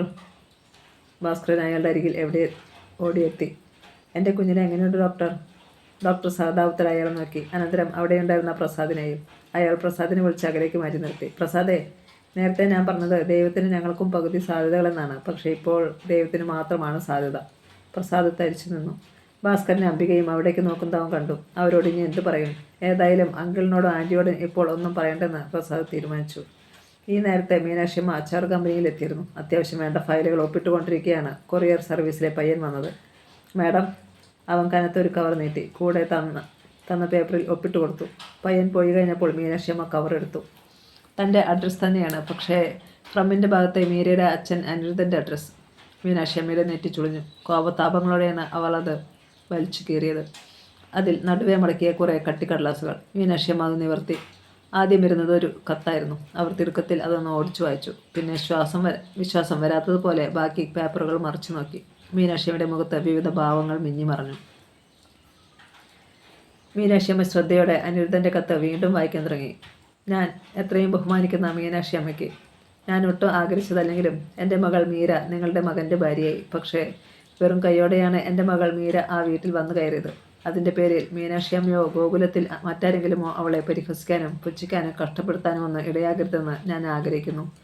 അതുകൊണ്ട് അവൾക്കായി ഞാൻ കരുതി വച്ചിട്ടുണ്ടെല്ലാം മീനാക്ഷിയമ്മയെ ഏൽപ്പിക്കുകയാണ്. പിന്നെ മറ്റൊരു അപേക്ഷ കൂടിയുണ്ട്. എന്നോടുള്ള പകയും വെറുപ്പും മീനാക്ഷിയമ്മ എൻ്റെ മോളോട് തീർക്കരുത്. നിർത്തട്ടെ മീനാക്ഷിയമ്മേ. അനിരുദ്ധൻ ഒരു നിമിഷം എന്തോ ചിന്തിച്ചിരുന്നിട്ട് മീനാക്ഷിയമ്മ കത്തിനടിയിലുണ്ടായിരുന്ന മുദ്രപത്രങ്ങൾ എടുത്തു നോക്കി. അതിൽ നിന്ന് ഒരു പാസ്ബുക്കും ചെക്ക് ബുക്കും മേശപ്പുറത്ത് വീണു. മീനാക്ഷിയമ്മ ഉദ്യോഗത്തോടെ പാസ്ബുക്ക് എടുത്തു. മീനാക്ഷിയമ്മ പേന കൊണ്ട് അക്കങ്ങൾ എണ്ണി തുടങ്ങി. തൻ്റെ ശ്വാസം പെട്ടെന്ന് നിലയ്ക്കുന്നത് പോലെ അവർക്ക് തോന്നി. 64 ലക്ഷം രൂപ. അവർ വേഗം പാസ്ബുക്കും ചെക്ക് ബുക്കും മേശയുടെ ഡ്രോയിൽ വെച്ചിട്ട് പ്രമാണങ്ങൾ എടുത്തു നോക്കി. കോടികൾ വിലമതിക്കുന്ന വസ്തുവകകൾ. പൊടുന്നിനെ ഡോറിൽ തട്ടുന്ന ശബ്ദം കേട്ട് മീനാക്ഷിയമ്മ പ്രമാണങ്ങൾ മേശയ്ക്കുള്ളിലാക്കി ഡ്രോ അടച്ചുപൂട്ടി താക്കോൽ പേഴ്സിൽ വെച്ചു. Yes, come in. മാനേജർ രാമസ്വാമി അകത്തേക്ക് വന്നു. സ്വാമി, ഞാനൊന്ന് പുറത്തു പോയി വരാം. പേഴ്സുമെടുത്ത് മീനാക്ഷിയമ്മ എഴുന്നേറ്റു. കാറിലിരിക്കുമ്പോൾ മീനാക്ഷിയമ്മയുടെ മനസ്സിൽ തിങ്ങി നിന്നിരുന്നത് മീരയുടെ അച്ഛൻ അയച്ചു തന്ന ഭീമമായ സ്വത്തുക്കളുടെ രേഖകളാണ്. അവയൊക്കെ എന്ത് ചെയ്യണം? അവളോട് ഇക്കാര്യം പറയണോ വേണ്ടയോ? വളരെ ശ്രദ്ധിച്ച് ചിന്തിച്ചിട്ട് കൈകാര്യം ചെയ്യേണ്ട ഒരു പ്രശ്നമാണിത്, അവർ തീർച്ചപ്പെടുത്തി. ഗോകുലത്തിലെത്തിയപ്പോൾ അവർ പോർച്ചിലേക്ക് നോക്കി. ഗോകുലിൻ്റെ ബൈക്ക് കണ്ടില്ല. സാജനും ശരത്തും അവരുടെ ജോലിക്ക് പോയിരുന്നു, കുട്ടികൾ സ്കൂളിലും. മീനാക്ഷിയമ്മ ഹാളിലേക്ക് ചെല്ലുമ്പോൾ രാധികയും സാജൻ്റെ ഭാര്യ ശാന്തയും TV കണ്ടുകൊണ്ടിരിക്കുകയാണ്. മീനാക്ഷിയമ്മയെ കണ്ടതും രാധികയും ശാന്തയും എഴുന്നേറ്റ് TV ഓഫ് ചെയ്തു. അടുക്കളയിലെ ജോലികളൊക്കെ തീർത്തിട്ടാണോ TVയുടെ മുന്നിൽ തന്നെ താമസിക്കുന്നത്? മീനാക്ഷിയമ്മ തിരക്കി. രേഷ്മയും ശാന്തയും പരസ്പരം നോക്കി. നേരം 12 മണിയല്ലേ ആയിട്ടുള്ളൂ. 1 മണി കഴിയാതെ ഇവിടെ ആരും ഒന്നും കഴിക്കാറില്ലല്ലോ അമ്മേ, രേഷ്മയാണ് പറഞ്ഞത്. അതില്ല, പക്ഷേ 1 മണിക്ക് കഴിക്കാൻ 12:45 ഭക്ഷണം തയ്യാറാകണ്ടേ? അതാ ഞാൻ തിരക്കിയത്. ഇരുവരും മിണ്ടിയില്ല. മീനാക്ഷിയമ്മയ്ക്ക് പന്തിക്കേട് തോന്നി. അവർ നേരെ അടുക്കളയിൽ ചെന്നു. റൈസ് കുക്കറിൽ ചോറ് വെന്തിരിപ്പുണ്ട്, കറികളൊന്നുമില്ല. രാവിലെ കുട്ടികൾക്ക് കൊടുത്തുവിട്ടതിൻ്റെ ബാക്കി പോലുമില്ല. മീനാക്ഷിയമ്മയുടെ പുരികം ഒന്ന് ചുളിഞ്ഞു നിവർന്നു. വെട്ടിത്തിരിഞ്ഞ് അവർ സിറ്റിംഗ് റൂമിലെത്തുമ്പോൾ സൂത്രത്തിൽ പിന്തിരിയാനുള്ള ഭാവത്തിലായിരുന്നു രേഷ്മയും ശാന്തയും. രേഷ്മേ, മീനാക്ഷിയമ്മ മൂർച്ചയുള്ള ശബ്ദത്തിൽ മകളെ വിളിച്ചു. ഉച്ചഭക്ഷണത്തിന് എന്തൊക്കെയാണ് കൂട്ടാനുള്ളത്? രേഷ്മ മുഖം കൊഞ്ചു നിന്ന് പറഞ്ഞു. ഞാനും ശാന്തയെടുത്തേയും കൂടി ചോറ് വെച്ചു. വേറെയും പെണ്ണുങ്ങളുണ്ടല്ലോ ഈ വീട്ടിൽ, ബാക്കിയൊക്കെ അവർക്ക് ചെയ്തുകൂടായി? അപ്പോൾ കാര്യങ്ങൾ അവിടം വരെയായി. നേരത്തെ ഈ വീട്ടിൽ ഇങ്ങനെയൊരു കാര്യം കേട്ടിട്ട് കൂടിയില്ലല്ലോ. രേഷ്മ അതിന് മറുപടി പറഞ്ഞില്ല. മീനാക്ഷിയമ്മ ഒച്ച ഉയർത്തി. എടി രാധികെ. വിളി കേട്ടെങ്കിലും അല്പം കഴിഞ്ഞപ്പോൾ രാധികയും ശരത്തിൻ്റെ ഭാര്യ കമലയും ഇറങ്ങി വന്നു. അവരുടെ മുഖഭാവത്തിലും ഒരു നീരസം മീനാക്ഷിയമ്മ ശ്രദ്ധിച്ചു. അമ്മ വിളിച്ചോ? താല്പര്യമില്ലാത്ത മട്ടിൽ രാധിക തിരക്കി. വിളിക്കാതെ പിന്നെ എന്ത് കേട്ടിട്ടാടി നീ ഇറങ്ങി വന്നത്? അത് പോട്ടെ, ഉച്ചയൂണ് തയ്യാറായോ? രാധികയും കമലയും തമ്മിൽ കണ്ണുകൾ കൊണ്ട് സംസാരിച്ചു. രാവിലത്തെ ആഹാരം ഒരുക്കി കഴിഞ്ഞപ്പോൾ എനിക്കൊരു തലവേദന. കമലടുത്ത് എനിക്കിത്തിരി വിക്സ് പൊട്ടി തരികയായിരുന്നു.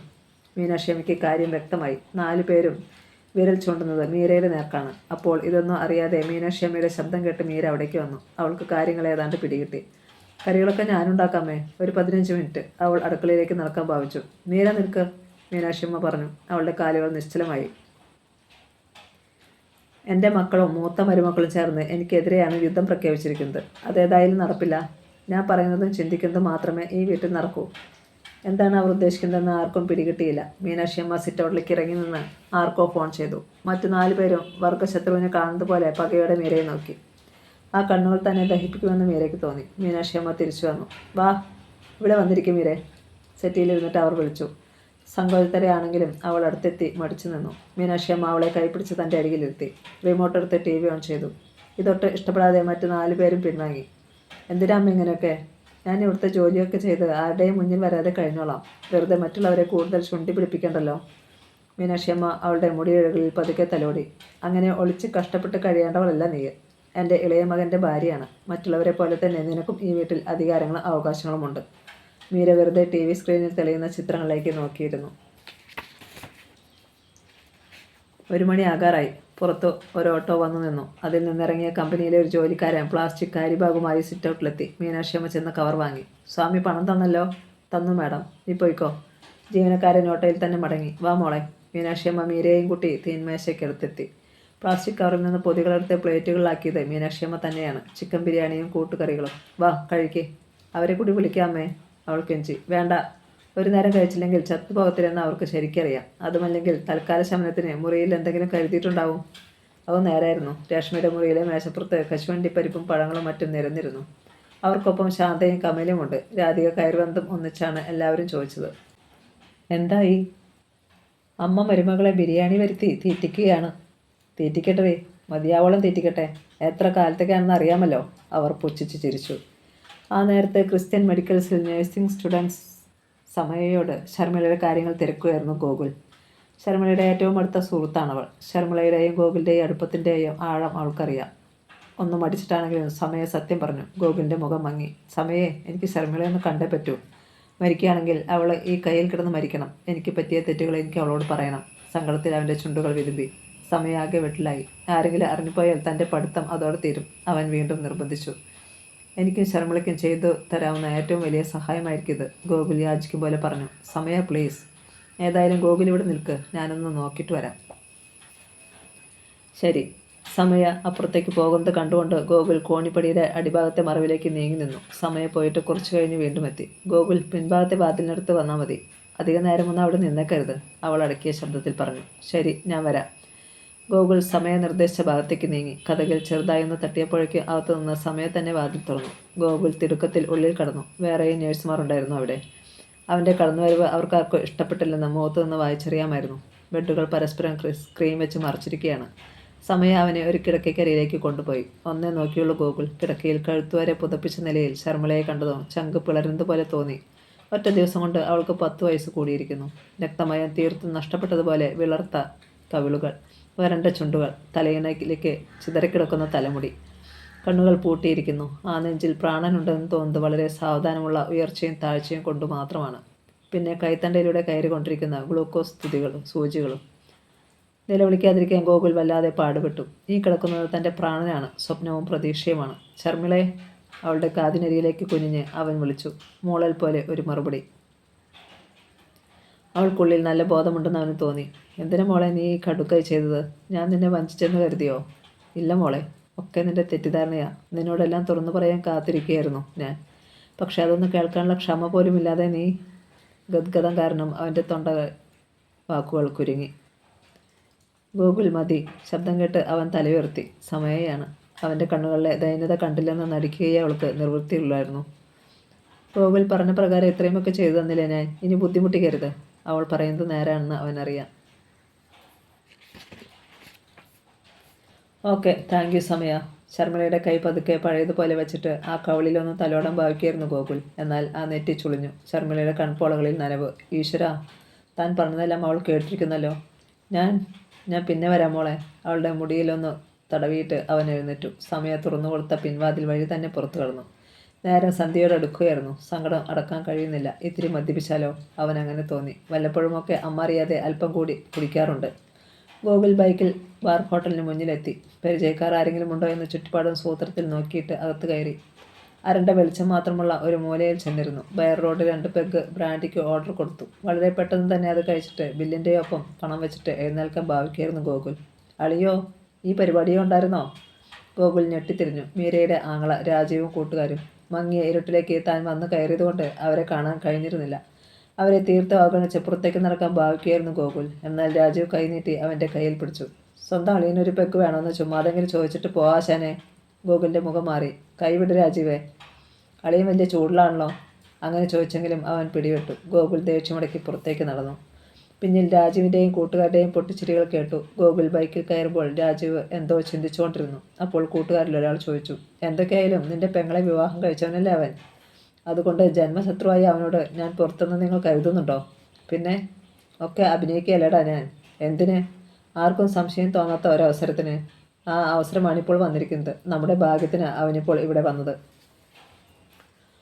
കൂട്ടുകാർ സംശയത്തോടെ അവനെ നോക്കി. രാജീവ് വിശദീകരിച്ചു. ശർമ്മിള വിഷം കഴിച്ചതിനാൽ ഗോകുലിനെ കൊല്ലും എന്ന് പറഞ്ഞാണ് സന്ദീപ് നടക്കുന്നത്. അതുകൊണ്ട് ഈ നേരത്ത് ഗോകുലിന് എന്ത് പറ്റിയാലും സന്ദീപിനെ സംശയിക്കാനിടയുള്ളൂ. കൂട്ടുകാർ പരസ്പരം നോക്കി. അതെ, അതുകൊണ്ട് വച്ച് താമസിപ്പിക്കാതെ കർമ്മങ്ങൾ ചെയ്തു തീർക്കുന്ന ബുദ്ധി. നമുക്ക് ഉടനെ പുറപ്പെടണം. അപ്പോൾ തന്നെ അവർ യാത്രയായി. ഗോകുൽ പോകാനിടയുള്ള റോഡിന് സമാന്തരമായി തന്നെ. തെരുവ് വിളക്കുകൾ തെളിഞ്ഞു നിൽക്കുന്ന റോഡിലൂടെ വേഗത കുറച്ചാണ് ഗോകുൽ ബൈക്ക് ഓടിച്ചത്. ഉച്ചയ്ക്ക് ഒന്നും കഴിച്ചിട്ടില്ല. അതുകൊണ്ട് തന്നെയാവണം 2 പെഗ് കഴിച്ചിട്ട് പോലും തലയ്ക്കൊരു ഭാരം. ബൈക്ക് ഒരു വളവിനടുത്തെത്തി. വേഗത അല്പം കൂടി കുറഞ്ഞപ്പോൾ ലൈറ്റിൻ്റെ പ്രകാശവും മങ്ങി. അവിടെ സ്ട്രീറ്റ് ലൈറ്റ് ഉണ്ടായിരുന്നല്ലോ താനും. പെട്ടെന്നാണ് റോഡിൽ പുറംതിരിഞ്ഞു നോക്കിയപ്പോഴേക്കും ശിരസിൽ ശക്തിയേറിയ ഒരു അടി വീണു. നിലവിളിക്കാനായി അവൻ വായു തുറന്നു. എന്നാൽ പുറത്തേക്ക് തള്ളി വന്ന ചോര ശബ്ദത്തെ വിഴുങ്ങി. വൈകിട്ട് സാജനും ശരത്തും മടങ്ങിയെത്തുമ്പോൾ മീനാക്ഷി അമ്മയും മീരയും വീട്ടിലില്ല. ശാന്തയും കമലയും ഉച്ചയ്ക്കലത്തെ സംഭവം ഭർത്താക്കന്മാരുടെ മുന്നിൽ പെരുപ്പിച്ചു കാട്ടി. സാജേട്ടൻ ഒന്ന് ചിന്തിച്ചു നോക്കിയേ. മാന്യമായിട്ട് കല്യാണം കഴിച്ചു കൊണ്ടുവന്നതാ ഞങ്ങളെ. ഞങ്ങളെ മീരയുടെ മുന്നിൽ കൊച്ചാക്കിയതല്ലേ അമ്മ? സാജന് പെട്ടെന്നൊരു ഉത്തരം നൽകാനായില്ല. കാര്യമൊക്കെ നേരാണ്. പക്ഷേ അമ്മയെ എതിർക്കാനോ ശാസിക്കാനോ ധൈര്യമില്ല. ഇത്രയും കാലം ജീവിച്ചതും അങ്ങനെയാണ്. കമലയുടെ ആവലാതി ശരത്തിനും തീരെ ദഹിച്ചില്ല. അമ്മ പറഞ്ഞതിലും പ്രവർത്തിച്ചതിലും കാര്യമായി തെറ്റൊന്നുമില്ല കമലേ. നിങ്ങൾ ഇത്രയും പേർ ഇവിടെ ഉണ്ടായിട്ടും ചോറും കറിയും ഉണ്ടാക്കിയില്ലെന്ന് പറഞ്ഞാൽ? കമലയ്ക്ക് അത് കേട്ട് ശുണ്ഠിയാണുണ്ടായത്. നിങ്ങളല്ലെങ്കിലും അമ്മയുടെ പക്ഷത്തിൽ നിൽക്കൂ. ഇങ്ങനെയുണ്ടോ അമ്മയെ ഒരു പേടി? 3-4 വർഷം കൂടി കഴിയുമ്പോൾ മേഘമോളെ കെട്ടിച്ചു വിടാറാകും. എന്നിട്ടും നിങ്ങളിങ്ങനെ പേടിച്ചാൽ? അത്രയും പറഞ്ഞിട്ട് പുതപ്പെടുത്ത് തലവഴി മൂടിക്കിടന്നു. കേൾക്കാത്ത ഭാവത്തിൽ ശരത്ത് ടവലും എടുത്തുകൊണ്ട് ബാത്റൂമിലേക്ക് പോയി. അല്ലെങ്കിലും പോത്തിൻ്റെ ചെവിയിൽ വീണ വായിച്ചിട്ട് എന്താ കാര്യം? കമല പിറുപിറുത്തു. മീനാക്ഷി അമ്മയും മീരയും തിരിച്ചെത്തിയത് രാത്രി 8 മണിയോടെയാണ്. കയ്യിൽ ടെക്സ്റ്റൈൽസിൻ്റെ കാരി ബാഗുകളും. അതെല്ലാം മുറിയിൽ വെച്ചിട്ട് സാരി മാറി മീനാക്ഷി അമ്മ ഹാളിലിരുന്ന് TV ഓൺ ചെയ്തു. അടുത്ത് തന്നെയുള്ള 2 കസേരകളിൽ സാജനും ശരത്തും വന്നിരുന്നു.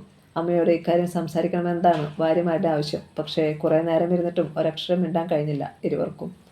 ധൈര്യം ചോർന്നു പോകുന്ന പോലെ. കുറച്ചു കഴിഞ്ഞപ്പോൾ മീനാക്ഷി അമ്മയാണ് സംസാരിച്ചു തുടങ്ങിയത്. നിങ്ങൾക്ക് എന്നോട് എന്തെങ്കിലും പറയാനുണ്ടോ? ഒന്നുമില്ലമ്മേ, ശരത്ത് പരിങ്ങി. നിനക്കോടാ? അവർ സാജൻ്റെ നേരെയും തിരിഞ്ഞു. ഒന്നുമില്ല. ഗോകുൽ വന്നില്ലേ? ഇല്ല. അകത്ത് കുട്ടികൾ വിശക്കുന്നുവെന്ന് പറഞ്ഞ് കരയുന്നത് കേട്ടിട്ടെന്നോണം മീനാക്ഷി അമ്മ നിശബ്ദയായി. അമ്മയോട് മീരയോടുമുള്ള ദേഷ്യം കാരണം അത്താഴത്തിനും ആരും ഒന്നും തയ്യാറാക്കിയിരുന്നില്ല. TV-ക്ക് മുന്നിലാണ് ഇരിക്കുന്നതെങ്കിലും കുട്ടികൾ ചാടിയും പിടിക്കുന്നതിനിടയിൽ മീനാക്ഷി അമ്മ എഴുന്നേറ്റു. ഞാനൊന്ന് കിടക്കാൻ പോവുകയാണ് മക്കളെ. ആ പിന്നെ എനിക്കും മീരയ്ക്കും ഭക്ഷണം വേണ്ട, ഞങ്ങൾ പുറത്തുനിന്ന് കഴിച്ചു. മറുപടി എന്തെന്ന് പോലും ശ്രദ്ധിക്കാതെ അവർ പോയി. അല്പം കഴിഞ്ഞപ്പോൾ രാധിക ഏട്ടന്മാരുടെ അടുത്തെത്തി. വിശന്നിട്ട് വയ്യ, നിങ്ങൾ ആരെങ്കിലും പോയി ഹോട്ടലിൽ നിന്ന് വല്ലതും വാങ്ങിക്കൊണ്ടുവാ. ശരത്ത് അഞ്ചത്തിയെ സൂക്ഷിച്ചു നോക്കി. ഇത് നിന്റെ മാത്രം അഭിപ്രായമാണോ അതോ പൊതുവായ നിർദ്ദേശമാണ്? വലിയ ഗമയിൽ അവൾ പറഞ്ഞു. അമ്മയും ഇന്നലെ വന്നു കയറിയ അവളും കൂടി നോക്കിയാൽ നമ്മളെ തോൽപ്പിക്കാൻ കഴിയില്ലെന്ന് അറിയട്ടെ. അത് നന്നായി രാധികെ, സാജനാണ് മറുപടി നൽകിയത്. ഞാനും ശരത്തും കൂടി ഒരു തീരുമാനം എടുത്തു. ഇന്ന് രാത്രി ഒന്നും കഴിക്കേണ്ടത് അല്ലേടാ? ശരത്ത് തലയാട്ടി. രാധിക വിളറിപ്പോയി. ഒന്നും പറയാതെ അവൾ തിരിഞ്ഞു നടന്നു. വളരെ വൈകിട്ടും ഉറങ്ങാൻ കഴിഞ്ഞില്ല മീരയ്ക്ക്. ഗോകുൽ ഇതുവരെ മടങ്ങിയെത്താത്തത് എന്തെന്നായിരുന്നു അവളുടെ ചിന്ത. ഫോൺ ബെല്ലടിക്കുന്നത് കേട്ടു. ആരും എടുക്കുന്നില്ല. പോയി എടുക്കണോ? മീര വാതിൽക്കൽ വരെ ചെന്നു. പക്ഷെ അപ്പോഴേക്കും ബെൽ നിലച്ചു. അവൾ തിരിച്ചു വന്ന് കിടക്കയിലേക്ക് ഇരുന്നതും വീണ്ടും ഫോൺ അടിക്കാൻ തുടങ്ങി. മീര എഴുന്നേറ്റ് ഹാളിലേക്ക് ചെന്നതും ലൈറ്റ് തെളിഞ്ഞു. അമ്മ ഫോൺ എടുക്കുന്നു. അല്പം കഴിഞ്ഞതും ഈശ്വര എന്നൊരു ശബ്ദം കേട്ടതും തളർന്ന് സെറ്റിയിലിരുന്ന് പോയി മീര. റിസീവറും പിടിച്ചുകൊണ്ട് മീനാക്ഷി അമ്മ ശില പോലെ നിൽക്കുന്നു. ശർമിളയ്ക്ക് എന്തെങ്കിലും സംഭവിച്ചോ? അതോ ഗോകുൽ അവിവേകം വല്ലതും? മീനാക്ഷി അമ്മ റിസീവർ വെച്ചിട്ട് തിരിഞ്ഞു നോക്കിയത് മീരയുടെ മുഖത്തേക്കാണ്. എന്താണമ്മേ? ചോദിക്കാതിരിക്കാൻ കഴിഞ്ഞില്ല അവൾക്ക്. ഒരു നിമിഷം കഴിഞ്ഞിട്ടേ മീനാക്ഷി അമ്മയ്ക്ക് നാവനങ്ങിയുള്ളൂ. ഗോകുലിന് ഒരു അപകടം. ശരീരം പെട്ടെന്ന് തളരുന്നത് പോലെ മീരയ്ക്ക് തോന്നി. എങ്ങനെയാ? എവിടെ വെച്ചാ? കൂടുതലൊന്നും പറഞ്ഞില്ല. പ്രസാദ വിളിച്ചത്. എന്നിട്ടിപ്പോൾ എവിടെയുണ്ട്? താഴെ വീഴാതിരിക്കാൻ അവൾ ഭിത്തിയിലേക്ക് ചാരി. ഹോസ്പിറ്റലിലാ. ധൈര്യം കൈവന്നതുപോലെ മീനാക്ഷി അമ്മയുടെ മുഖം ഗൗരവത്തിലായി. നമുക്ക് പോകണ്ടേ? ഈ രാത്രിയിലോ? സാരിയുടെ തലപ്പ് പിന്നിലൂടെ ഒന്നുകൂടി വലിച്ചെടുത്ത് സെറ്റിമേൽ കാലുകൾ കയറ്റി വെച്ചിരുന്നു അവർ. മദ്യപിച്ചിട്ട് വണ്ടി ഓടിക്കുന്നവർക്ക് ഇതൊക്കെ അനുഭവങ്ങളാണ്. ദൈവമേ, മീരയുടെ കണ്ണുകൾ നിറഞ്ഞു തോവി. ഗോകുൽ മദ്യപിച്ചിട്ട് അപകടത്തിൽ. മദ്യപിക്കാത്തയാളാണ് എല്ലാം താൻ കാരണം. ആ കുറ്റബോധം അവളെ പിടിച്ചുലച്ചു. ശർമിളയുടെ ആത്മഹത്യാ ശ്രമത്തിന് കാരണക്കാരിയും താനാണ്. ഗോകുൽ ഏറ്റവും അധികം തകരാനും കാരണം അതാണ്. മോളിൽ പോയി കിടന്നോ? രാവിലെ ഗോകുലിങ്ങ് വന്നില്ലെങ്കിൽ നമുക്ക് അങ്ങോട്ട് പോയി കാണാം. രാവിലെ മീനാക്ഷി അമ്മ എഴുന്നേറ്റപ്പോൾ രാത്രിക്ക് ഒരുങ്ങി നിൽക്കുന്ന മീരയെയാണ് കണ്ടത്. അവർ നെറ്റി ചുളിച്ചു. നീ എങ്ങോട്ടായി രാവിലെ? ആശുപത്രിയിൽ പോകണ്ടേ? അതാണോ കാര്യം? അവർ നിസ്സാരമട്ടിൽ ചിരിച്ചു. അവന് കാര്യമായിട്ടൊന്നും പറ്റിക്കാനില്ല. അല്ലെങ്കിൽ പ്രസാദ് ഫോൺ ചെയ്തു പറഞ്ഞേനെ. മീര വിരലുകൾ കോർത്ത് പിടിച്ച് അസ്വസ്ഥതയോടെ നിൽക്കുന്നത് കണ്ടില്ലെന്ന് നടിച്ച് മീനാക്ഷി അമ്മ അടുക്കളയിലേക്ക് പോയി. 9 മണിക്ക് ആഹാരം കഴിച്ച മീനാക്ഷി അമ്മ ഒരുങ്ങി എത്തുമ്പോഴേക്കും വരാന്തയിൽ അക്ഷമയായി നിൽക്കുകയായിരുന്നു മീര. ചുവന്ന കാഞ്ചിപുരം സാരി ചുറ്റി സാധാരണ കമ്പനിയിൽ പോകുന്ന തയ്യാറെടുപ്പിലായിരുന്നു മീനാക്ഷി അമ്മ. മീര പരിങ്ങിലൂടെ അവരെ നോക്കി നിശബ്ദയായി നിന്നതേയുള്ളൂ.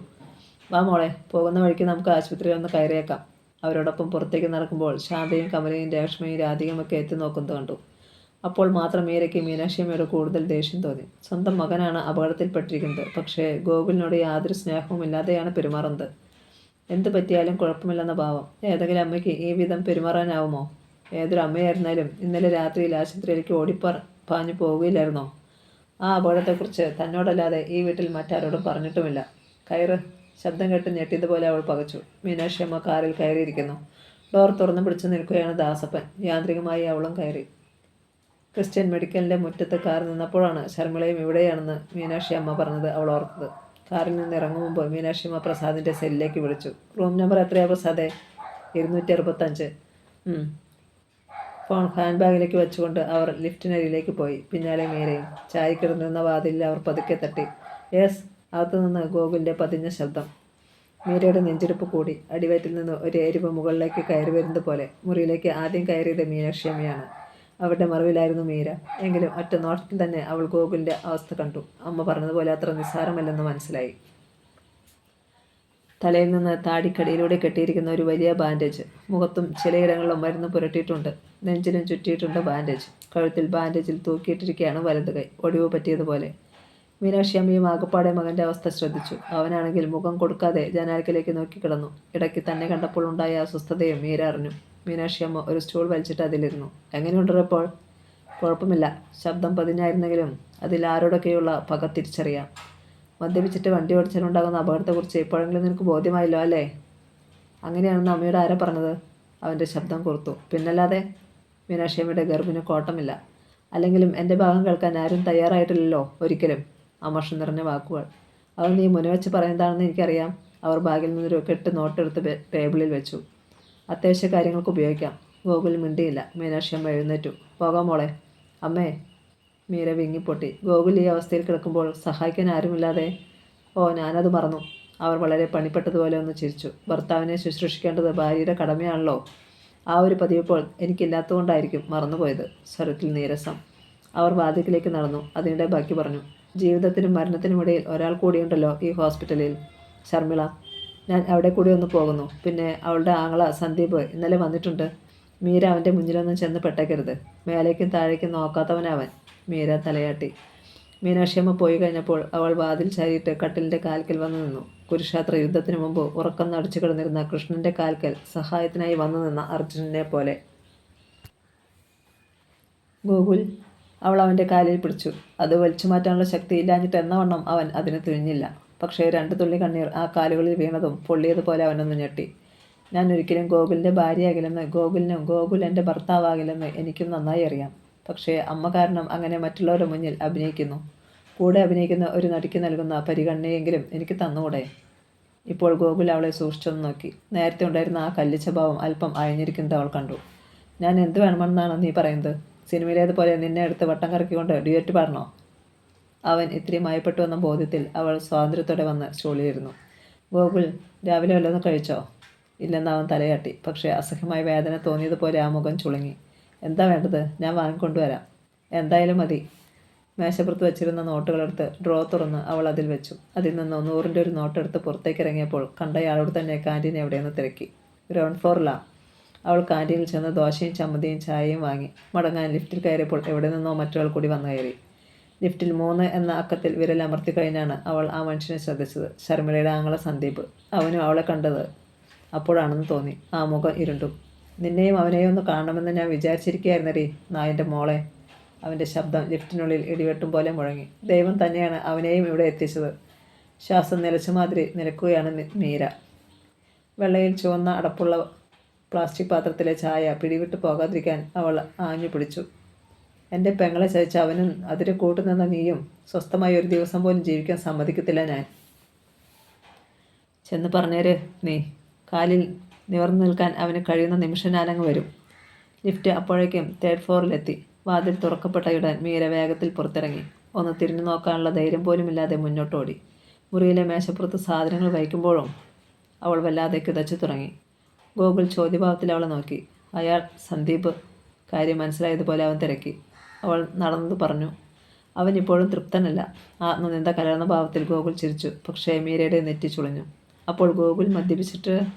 അവൾ പൂർത്തിയാക്കും മുമ്പ് അവൻ പറഞ്ഞു. അല്ല, അവൻ്റെ സ്ഥാനത്ത് ഞാനായിരുന്നാലും ഇങ്ങനെയൊക്കെ തന്നെ പ്രതികരിക്കും. പെങ്ങളെ വഞ്ചിച്ചവനെ വെറുതെ വിടുമോ? അവൻ ദീർഘമായി നിശ്വസിച്ചു. മീരയ്ക്ക് മറുപടി ഉണ്ടായിരുന്നില്ല. അവൾ വിഷയം മാറ്റി. ഗോകുൽ, ആഹാരം കഴിക്കേ? അവൻ എഴുന്നേൽക്കാൻ ഭാവിച്ചു. പക്ഷേ കഴിയുന്നില്ല. മീരയ്ക്ക് അത് മനസ്സിലായി. ഞാൻ സഹായിക്കാം. അവൾ അധികാരത്തോടെ അവനെ പതുക്കെ താങ്ങി എഴുന്നേൽപ്പിച്ചു. തടയണമെന്നുണ്ടായിരുന്നു ഗോകുലിന്. പക്ഷേ ആരുടെയെങ്കിലും സഹായമില്ലാതെ പറ്റില്ല. അവളുടെ ശരീരം തൻ്റെ ശരീരത്തിൽ മുട്ടിയപ്പോൾ ഉള്ളിൽ തോന്നിയ ഈർഷ്യ അവൻ മറയ്ക്കുകയും ചെയ്തു. അവൻ്റെ ശരിക്കുള്ള അവസ്ഥ ഇപ്പോൾ മീരയ്ക്ക് മനസ്സിലായി. ഒരു തലയണെടുത്ത് കട്ടിലിൻ്റെ ക്രാസിയിൽ ചാരി വെച്ചിട്ട് അവൾ അവനെ അതിലേക്ക് ചാരിയിരുത്തി. ഗോകുലിന് തനിയെ ആഹാരം കഴിക്കാനാവില്ലെന്ന് എനിക്കറിയാം. അങ്ങനെ പറഞ്ഞുകൊണ്ട് അവൾ ദോശ മുറിച്ച് ചമ്മന്തിയിൽ മുക്കി വായിൽ വെച്ചു കൊടുത്തു. അവൻ പക്ഷേ മുഖം തിരിച്ചു. സഖാവേ. അവൾ കിടക്കയിലിരുന്നുകൊണ്ട് സ്നേഹത്തോടെ ആ മുഖം തനിക്ക് നേരെയാക്കി. വാ തുറക്ക്. സ്നേഹമയ്യായ ഒരു അമ്മ കുസൃതിയായ മകനെ ഭക്ഷണം കഴിപ്പിക്കുന്നത് പോലെ. അവൻ വായ തുറന്നു പോയി. അവൾ ദോശ വായിൽ വെച്ചു. ഒട്ടും ഇഷ്ടമില്ലാത്ത കാര്യം ചെയ്യുന്നത് പോലെ അവൻ അത് തിന്നു. വെറുപ്പ് എന്നോട് മാത്രമേ ആകാവൂ, ഭക്ഷണത്തോട് പാടില്ല കേട്ടോ. അവൾ ചിരിച്ചു. പെട്ടെന്ന് നെറുകയിൽ കയറിയതുപോലെ അവൻ ചുമച്ചു. അവൾ എഴുന്നേറ്റ് അവൻ്റെ ശിരസിൽ പതുക്കെ തട്ടി വേഗം ചായ പാത്രത്തോടെ എടുത്ത് ചുണ്ടിലേക്ക് ചേർത്ത് കൊടുത്തു. അല്ല, പെങ്ങൾ അളിയന് വാരി കൊടുക്കുവാണോ? വാതിൽക്കൽ നിന്നൊരു ചോദ്യം കേട്ട് ഇരുവരും നോക്കി. രാജീവ്. ഏട്ടനെ കണ്ട മീരയിൽ ഒരു പകപ്പുണ്ടായി. രാജീവ് അകത്തേക്ക് കിടന്ന് വാതിൽ ചാരി. രാജുവിൻ്റെ ഉദ്ദേശം എന്തെന്നറിയാതെ ഗോകുൽ നെറ്റി ചൊളിച്ചു. മീര പെട്ടെന്ന് അവൻ്റെ അരികിൽ നിന്ന് എഴുന്നേറ്റ് കട്ടിലിനോട് ചേർന്ന് നിന്നു. രാജീവ് ഗോകുലിനെ ആകെപ്പാടെന്ന് നോക്കിക്കണ്ടു. ഇന്നലെ ബാറിൽ നിന്ന് പോകുന്നത് കണ്ടപ്പോഴേ ഞാൻ വിചാരിച്ചതാ അളിയൻ വല്ലതുമൊക്കെ പുതുക്കുമെന്ന്. രാജീവ് സംസാരിച്ചപ്പോൾ മദ്യത്തിൻ്റെ ഗന്ധം ആ മുറിയാകെ പരക്കുന്നതിൽ ഈർഷ്യ തോന്നി ഗോകുലിന്. ഇതാ അളിയ പറയുന്നത്, അവനവന് പറ്റുന്ന പാൻറ്റേ ഇടാവൂന്ന്. എന്നെ നോക്ക്, രാവിലെ 3 എണ്ണം ഇട്ടു, എന്നിട്ടും കണ്ടോ സ്ട്രോങ്. അഭിനന്ദിക്കുന്ന മട്ടിൽ അവൻ സ്വന്തം നെഞ്ചിൽ തട്ടിക്കാണിച്ചു. നിനക്കിപ്പോൾ എന്ത് വേണം? ഗോകുൽ ക്ഷമ കെട്ടവനെ പോലെ തിരക്കി. ഒന്നും തരാൻ പറ്റുന്ന അവസ്ഥയിലല്ല അളിയനിപ്പോൾ. അതുകൊണ്ട് വേണ്ടത് പിന്നെ വാങ്ങിച്ചോളാം. ഇപ്പോൾ വന്നത് അളിയനെ ഒന്ന് കാണാനും വേണ്ടി വന്നാൽ സഹായിക്കാനുമാ. നിന്റെ സഹായമൊന്നും എനിക്ക് വേണ്ട. എഴുന്നേൽക്കാൻ ശ്രമിച്ച ഗോകുലിൻ്റെ കാലിൽ പിടിച്ച് മീര തല്ല് ആശ്വസിപ്പിക്കും പോലെ. അവിടെ കിടന്ന സ്റ്റൂളിലിരുന്നു രാജീവ്. വേണ്ടി വരും അളിയ. അവൻ മീരയ്ക്ക് നേരെ തിരിഞ്ഞു. കേട്ടോ പെങ്ങളെ, ആ ശർമ്മിളയുടെ ആങ്ങളെ സന്ദീപ് ഇവിടെയുണ്ട്. തൻ്റെ പെങ്ങളോട് ചെയ്തതിൻ്റെ സമ്മാനമായിട്ട് അവൻ അളിയൻ്റെ പള്ളയ്ക്ക് ഒരു കൊച്ചു പിച്ചാത്തി കൊണ്ട് കുത്തി കളിക്കില്ലെന്ന് ആരറിഞ്ഞു? അപ്പോൾ ഒരു സഹായത്തിന് ഞാനും ഉണ്ടാകൂ, പറഞ്ഞേര്. മിണ്ടാതെ നിൽക്കുന്ന മീരയ്ക്കരികിലേക്ക് ചെന്ന് നിന്ന് രാജീവ് പറഞ്ഞതും കാറ്റ് പോലെ പുറത്തേക്ക് പോയതും ഒരുമിച്ചായിരുന്നു. മീരയ്ക്ക് ആശ്വാസം തോന്നി. അവൾ വീണ്ടും ഗോകുലിന് ദോശ കൊടുക്കാൻ ഭാവിച്ചു. വേണ്ട, വയറ് നിറഞ്ഞു. ഒരുപാട് നിർബന്ധിച്ചെങ്കിലും അവൻ കഴിച്ചില്ല. വൈകിട്ട് മീനാക്ഷിയമ്മ വരുമെന്ന് മീര കരുതി. എന്നാൽ അതുണ്ടായില്ല. മാത്രമല്ല, ഗോകുലത്തിൽ നിന്ന് ഏട്ടന്മാരോ ചേച്ചിമാരോ ഫോൺ ചെയ്ത് വിവരം അന്വേഷിക്കുകയോ കൂടി ചെയ്തില്ല. അതിൽ സങ്കടം തോന്നിപ്പോയി മീരയ്ക്ക്. പാവം ഗോകുൽ. മീരയ്ക്ക് അതിലെത്തിയ സംശയം തോന്നി. എന്താണ് ഇവരൊക്കെ ഇങ്ങനെ? പലവട്ടം ഗോകുലിനോട് ചോദിക്കാൻ നാവ് വളസാണ്. പിന്നെ വേണ്ടെന്ന് വെച്ചു. ചായ പകർന്നു കൊടുക്കുമ്പോഴാണ് ഗോകുലിന് തന്നോടുള്ള സമീപനത്തിൽ മൃദുത്വം അനുഭവപ്പെട്ടത്. ഇത്രയും പോലും താൻ പ്രതീക്ഷിക്കരുതാത്തതാണ്. അതിനുള്ള അർഹത ഇല്ലാത്തവളാണ് താൻ. അലിവോടെ ഗോകുൽ നോക്കുമ്പോൾ മനസ്സ് കരഞ്ഞു പോകും പോലെ. ഗോകുൽ ചിരിച്ചു തമാശ പറയുമ്പോൾ കരച്ചിലിൻ്റെ അടക്കിയാണ് ആസ്വദിച്ചത്. എങ്കിലും മൂടിക്കെട്ടിക്കിടന്നിരുന്ന ആകാശത്ത് സൂര്യൻ എത്തിയ പോലൊരു പ്രകാശവും തെളിച്ചവും മീരയുടെ മുഖത്തും മനസ്സിലുമുണ്ടായി. ആശുപത്രി കിടക്കയിൽ കഴിയുന്നവരെ സമ്മതിക്കണം, ഇടയ്ക്ക് ഗോകുൽ പറഞ്ഞു. മറ്റെന്തൊക്കെ സഹിക്കണമെന്ന് വെച്ചാലും ഇവിടെ ഇരുന്ന് ഭക്ഷണം കഴിക്കുന്നതാണ് ഏറ്റവും ബുദ്ധിമുട്ട്, പ്രത്യേകിച്ചും ക്യാൻറ്റീൻ ഭക്ഷണം. നാളെ ഞാൻ വീട്ടിൽ നിന്ന് ഭക്ഷണം ഉണ്ടാക്കി കൊണ്ടുവന്നാലോ? കാര്യമായിട്ട് തന്നെയാണ് മീര ചോദിച്ചത്. നേരം സന്ധ്യാകാറായപ്പോൾ പ്രസാദ് മുറിയിലേക്ക് വന്നു. രാത്രി ആരാ ഗോകുലിൻ്റെ കൂടെ? അവൻ മീരയെ നോക്കി. അവൾ മറുപടി പറയും മുമ്പ് ഗോകുൽ പറഞ്ഞു. എനിക്കെന്തിനാ പ്രസാദ് രാത്രിയിൽ കൂട്ട്? ഞാൻ ഒറ്റയ്ക്ക് കഴിഞ്ഞോളാം. അതുപോരാ, പ്രസാദ് തടഞ്ഞു. നേരെ ചൊവ്വെ ഒന്ന് എണീറ്റിരിക്കാൻ പോലും കഴിയാത്ത നിനക്ക് ബാത്റൂമിൽ പോകുകയോ ഇത്തിരി വെള്ളം കുടിക്കാൻ തോന്നുകയൊക്കെ ചെയ്തു പോയാൽ പ്രയാസമാകും. അവൻ കസേര വലിച്ചിട്ടിരുന്നു. അതുകൊണ്ട് രാത്രി ഞാനിവിടെ നിൽക്കാം. മീര വീട്ടിൽ പോയിക്കോട്ടെ, രാവിലെ ഇങ്ങ് വന്നാൽ മതി. മീരയ്ക്കും ആ അഭിപ്രായം ഇഷ്ടമായി. പ്രസാദിന് ബുദ്ധിമുട്ടാവില്ലേ? എന്ത് ബുദ്ധിമുട്ട്? അവൻ ചിരിച്ചു. ഇതാണ് ഒറ്റത്തടിയായി നടന്നാലുള്ള ഗുണം. തെമ്മാടിക്കും തേക്ക് തടിക്കും എവിടെയും കിടക്കാം. അത് പണ്ട്, ഗോകുൽ ഇടയ്ക്ക് കയറി പറഞ്ഞു. തേക്ക് ആണുങ്ങളെ കൊണ്ടുപോകും, തെമ്മാടിക്ക് കിഡ്നിയും കാണത്തില്ല ഇപ്പോൾ. ഓട്ടോയിൽ മീര ഗോകുലത്തിലെത്തുമ്പോൾ നേരം സന്ധ്യയായി. കുളി കഴിഞ്ഞ് സെറ്റ് സാരിയും ധരിച്ച് നിലവിളക്ക് കൊളുത്തി കയ്യിൽ പറ്റിയ എണ്ണ തലമുടിയിൽ തൂത്തുകൊണ്ട് തിരിയുമ്പോഴാണ് മീനാക്ഷിയമ്മ മീരയെ കണ്ടത്. വൈകിട്ട് ആ വഴി വരാൻ നേരം കിട്ടിയില്ല മോളെ. സാരമില്ലമ്മേ, അവിടെ പ്രസാദുണ്ട്, അതുകൊണ്ടാണ് ഞാനിങ്ങ് പോകുന്നത്. പ്രത്യേകിച്ച് വിശേഷമൊന്നുമില്ലല്ലോ? ഇല്ല. ഇനി ഒന്നും ചോദിക്കാനില്ലെന്ന് മീനാക്ഷിയമ്മയുടെ മുഖത്തു നിന്ന് തിരിച്ചറിഞ്ഞ് അവൾ മുറിയിലേക്ക് പോയി. കുളിച്ച് വേഷം മാറി. മീനാക്ഷിയമ്മ ടി വിയുടെ മുന്നിലായിരുന്നു. മറ്റുള്ളവരൊക്കെ മുറിയിലും. നേരെ അടുക്കളയിലെത്തി കുളി കഴിഞ്ഞപ്പോഴാണ് ഇത്തിരി വിശപ്പ് തോന്നിയത്. പക്ഷേ പാത്രങ്ങളെല്ലാം ഒഴിഞ്ഞിരിക്കുന്നു. നഖം കടിച്ചുകൊണ്ട് ഒരു നിമിഷം സ്ലാബിൽ ചാരി നിന്ന് പോയി. മനസ്സുകൊണ്ടല്ലെങ്കിലും ഗോകുലിൻ്റെ ഭാര്യയാണിന്ന് താൻ. അടുക്കളയിൽ പെരുമാറാൻ അവകാശമുള്ളവൾ. പോരെങ്കിൽ അമ്മ തൻ്റെ പക്ഷത്തും. ഓർത്തപ്പോൾ മനസ്സിൽ ധൈര്യം നിറഞ്ഞു. ഒന്നും പരിചയമില്ല. എങ്കിലും അടുക്കളയിലും സ്റ്റോർ റൂമിലൊക്കെ അവൾ ഓടി നടന്ന് തെരഞ്ഞു നോക്കി. പാത്രങ്ങളെല്ലാം നിറഞ്ഞിരിക്കുന്നു. അവൾ ചോറിനുള്ള അരി കഴുകി റൈസ് കുക്കറിൽ ഗ്യാസ് സ്റ്റവിൽ വെച്ചു. ഫ്രിഡ്ജിൽ പച്ചക്കറികളുമുണ്ട്. മീര എന്ത് ചെയ്യുകയാണെന്ന് വാതിലിന് പിന്നിൽ വന്നു നിന്ന് മീനാക്ഷിയമ്മ ശ്രദ്ധിച്ചു. എന്നിട്ട് നേരത്തെ പുഞ്ചിരിയോടെ മടങ്ങിപ്പോയി പഴയ സ്ഥാനത്തിരുന്നു. എല്ലാം കഴിഞ്ഞപ്പോൾ 9 മണി. മീര ചെന്ന് മീനാക്ഷിയമ്മയെ വിളിച്ചു. അമ്മേ, ഊണ് കാലമായി. അതിന് ഈ വീട്ടിൽ ഇന്നും ഒന്നും ഉണ്ടാക്കിയില്ലല്ലോ? അവർ അജ്ഞത നടിച്ചു. ഞാനുണ്ടാക്കി. നേരത്തെ പരുങ്ങലുണ്ടായിരുന്നു മീരയുടെ സ്വരത്തിൽ. മോളോ? നിനക്കിതൊക്കെ അറിയാമോ? അത്ഭുതം ഭാവിച്ച് മീനാക്ഷിയമ്മ എഴുന്നേറ്റ് അവളുടെ തോളിൽ കൈവച്ചുകൊണ്ട് കണ്ണുകളിലേക്ക് നോക്കി.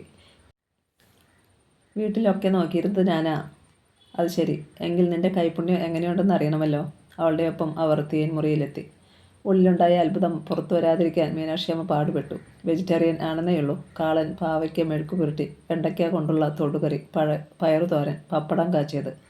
ഇതിൻ്റെയൊക്കെ രുചികരമായ ഒരു ഗന്ധം വിശപ്പ് കൂട്ടുമെന്ന് മീനാക്ഷിയമ്മയ്ക്ക് തോന്നിപ്പോയി. ഒന്നും ശരിയായി കാണില്ല. അല്പം തോരൻ കൂടി വിളമ്പിക്കൊണ്ട് മീര പറഞ്ഞു. അസലായിട്ടുണ്ട് മോളെ. അവർ ചിരിച്ചു. ഈ വീട്ടിൽ നിന്ന് ഇത്രയും രുചിയോടെ ഞാൻ ഒന്നും കഴിച്ചിട്ടില്ലെന്ന് പറഞ്ഞാൽ അത് പുകഴ്ത്തലാണെന്ന് നീ കരുതുമോ? കോരി തരിച്ചുപോയി. പിറ്റേന്ന് വെളുപ്പിന് മീര എഴുന്നേറ്റു. ഗോകുലിനെ കൊണ്ടുപോകുവാൻ ഇഡ്ഡലിയും സാമ്പാറും തയ്യാറാക്കി. ഉച്ചയ്ക്ക് 2 പേർക്കും കഴിക്കാൻ ചോറും. മറ്റുള്ളവർ കഴിക്കുന്നെങ്കിൽ ആയിക്കോട്ടെ എന്ന് കരുതി എല്ലാം കുറച്ച് കൂടുതൽ തയ്യാറാക്കുകയും ചെയ്തു. ഇത്ര നല്ല ഇഡ്ഡലി കഴിച്ചിട്ട് എത്ര നാളായി? മീനാക്ഷി അമ്മയുടെ വാക്കുകേട്ട് കണ്ണു നിറഞ്ഞുപോയി. മീര ആശുപത്രിയിലേക്ക് പോയി കഴിഞ്ഞാണ് എല്ലാവരും ഊണുമുറിയിലെത്തിയത്. ഭർത്താക്കന്മാർക്കും കുട്ടികൾക്കും ഇഡ്ഡലിയും സാമ്പാറും വിളമ്പിക്കൊടുത്തു. അവരെല്ലാം പോയി കഴിഞ്ഞോടെ രാധിക പ്രഖ്യാപനം നടത്തി. ഇനി നമ്മൾ കഴിക്കും. അവളെല്ലാം ഉണ്ടാക്കി വയ്ക്കും. എന്താ? മറ്റുള്ളവർക്കും അതിഷ്ടമായി. മീര ആശുപത്രിയിലെത്തുമ്പോൾ പ്രസാദ് പോയി കഴിഞ്ഞിരുന്നു. തന്നെ കാത്തിരിക്കുകയായിരുന്നു ഞാൻ. വിശക്കുന്നു. അവളെ കണ്ടതും ഗോകുൽ പറഞ്ഞു. അതിനെന്താ, കഴിക്കാമല്ലോ. അവൾ തന്നെ അവനെ ഇഡലി മുറിച്ച് വായിൽ വെച്ചു കൊടുത്തു. കൊള്ളാം, ഇതാണ് വീട്ടിൽ ഉണ്ടാക്കുന്നതിൻ്റെ സ്വാദ്. മീരയ്ക്ക് അഭിമാനം തോന്നി. പക്ഷേ അവ താൻ ഉണ്ടാക്കിയതാണെന്നൊന്നും പറഞ്ഞില്ല. വീട്ടിൽ എന്തുണ്ട് വിശേഷം എന്ന് പോലും ഗോകുൽ തിരക്കാത്തതിൽ അവൾക്ക് അത്ഭുതം തോന്നി. അവിടെ നിന്ന് മറ്റാരും ഇങ്ങോട്ട് വരാത്തതിൽ ഗോകുലിന് പരിഭവമേയില്ല, പരാതിയുമില്ല.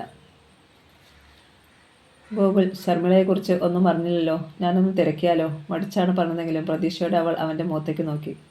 തിരക്കണമെന്നോ വേണ്ടെന്നോ അവൻ പറഞ്ഞില്ല. മൗനം അനുവാദമാണെന്ന് കരുതിയാണ് മീര പുറത്തേക്കിറങ്ങിയത്. സന്ദീപിനെ അഭിമുഖീകരിക്കാൻ ഇടയാകരുതെന്ന് പ്രാർത്ഥിച്ച് പുറത്തേക്ക് നടക്കുമ്പോൾ പിന്നിൽ നിന്ന് ഗോകുൽ വിളിച്ചു പറഞ്ഞു. ഒരു നഴ്സിംഗ് സ്റ്റുഡൻറ്റ് സമയ. അവളോട് തിരക്കിയാൽ അറിയാം. സമയയെ കണ്ടുപിടിക്കാൻ മീരയ്ക്ക് പ്രയാസമുണ്ടായില്ല. സ്വയം പരിചയപ്പെടുത്തി മീര. എനിക്കിന്ന് അവിടെയല്ല ഡ്യൂട്ടി. എങ്കിലും ഞാൻ കാര്യം തിരക്കിയിരുന്നു. ശർമിളയ്ക്ക് മാറ്റമുണ്ട്. കണ്ണു തുറക്കുകയും സംസാരിക്കുകയും ചെയ്തു. എങ്കിൽ എനിക്ക് അവളെ ഒന്ന് കാണാൻ പറ്റുമോ? സമയെ. കയ്യിലിരുന്ന മെഡിസിൻ പാത്രം നഴ്സിംഗ് റൂമിൽ വെച്ചിട്ട് കസേരയിലിരുന്നു അവൾ. തൊട്ടപ്പുറത്തെ കസേരയിൽ മീരയും. മീരയെ കണ്ടാൽ ശർമിള എങ്ങനെ പ്രതികരിക്കും എന്ന് പറയാൻ കഴിയില്ല. അത് പിന്നെ പ്രശ്നമാകില്ലേ? പ്രത്യേകിച്ചും ശർമിളയുടെ വീട്ടുകാർ. സമയ ഒഴിഞ്ഞു മാറുകയാണെന്ന് മീരയ്ക്ക് മനസ്സിലായി. സമയയ്ക്കും തന്നോട് ഈർഷ്യയുണ്ട്. സമയ വിചാരിച്ചാൽ കാര്യം നടക്കും. മീരയുടെ ശബ്ദം പതിഞ്ഞു. പക്ഷേ എല്ലാം ഉണ്ടാക്കി വെച്ചിട്ട് മീര ഇനി എന്തിനാ അവളെ കാണണം? സമയെ വെട്ടിത്തുറന്നു പറഞ്ഞു. അവർ തമ്മിലുള്ള ബന്ധം നേരത്തെ അറിയില്ലായിരുന്നു എന്ന് പറഞ്ഞാൽ ഞാൻ വിശ്വസിക്കത്തില്ല കേട്ടോ. അങ്ങനെ ഞാൻ പറയില്ല. ശർമിളയ്ക്കും ഗോകുലിനും വേണ്ടി തന്നെയാണ് ഞാൻ ഈ ആവശ്യം ഉന്നയിച്ചതെന്ന് സമയയ്ക്ക് കരുതുക. മനസ്സിലാകാത്തതുപോലെ സമയം നെറ്റിച്ചുളിച്ചു. അപ്പോൾ ഹെഡ് നേഴ്സ് അവളെ വിളിച്ചു. ഞാനൊന്ന് നോക്കട്ടെ എന്ന് മാത്രം പറഞ്ഞ് സമയം പോയി.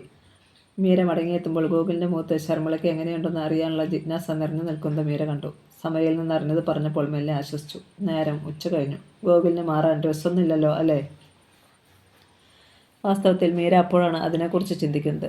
ദിവസം 2-3 വട്ടം വേഷം മാറുന്ന സ്വഭാവക്കാരനാണ് ഗോകുലെന്ന് അവൾക്കറിയാം. അത് സാരമില്ല മീരെ, ആശുപത്രിയിലാകുമ്പോൾ ഇങ്ങനെയാ. ഞാൻ പോയി എടുത്തുകൊണ്ട് വരാം ഗോകുൽ.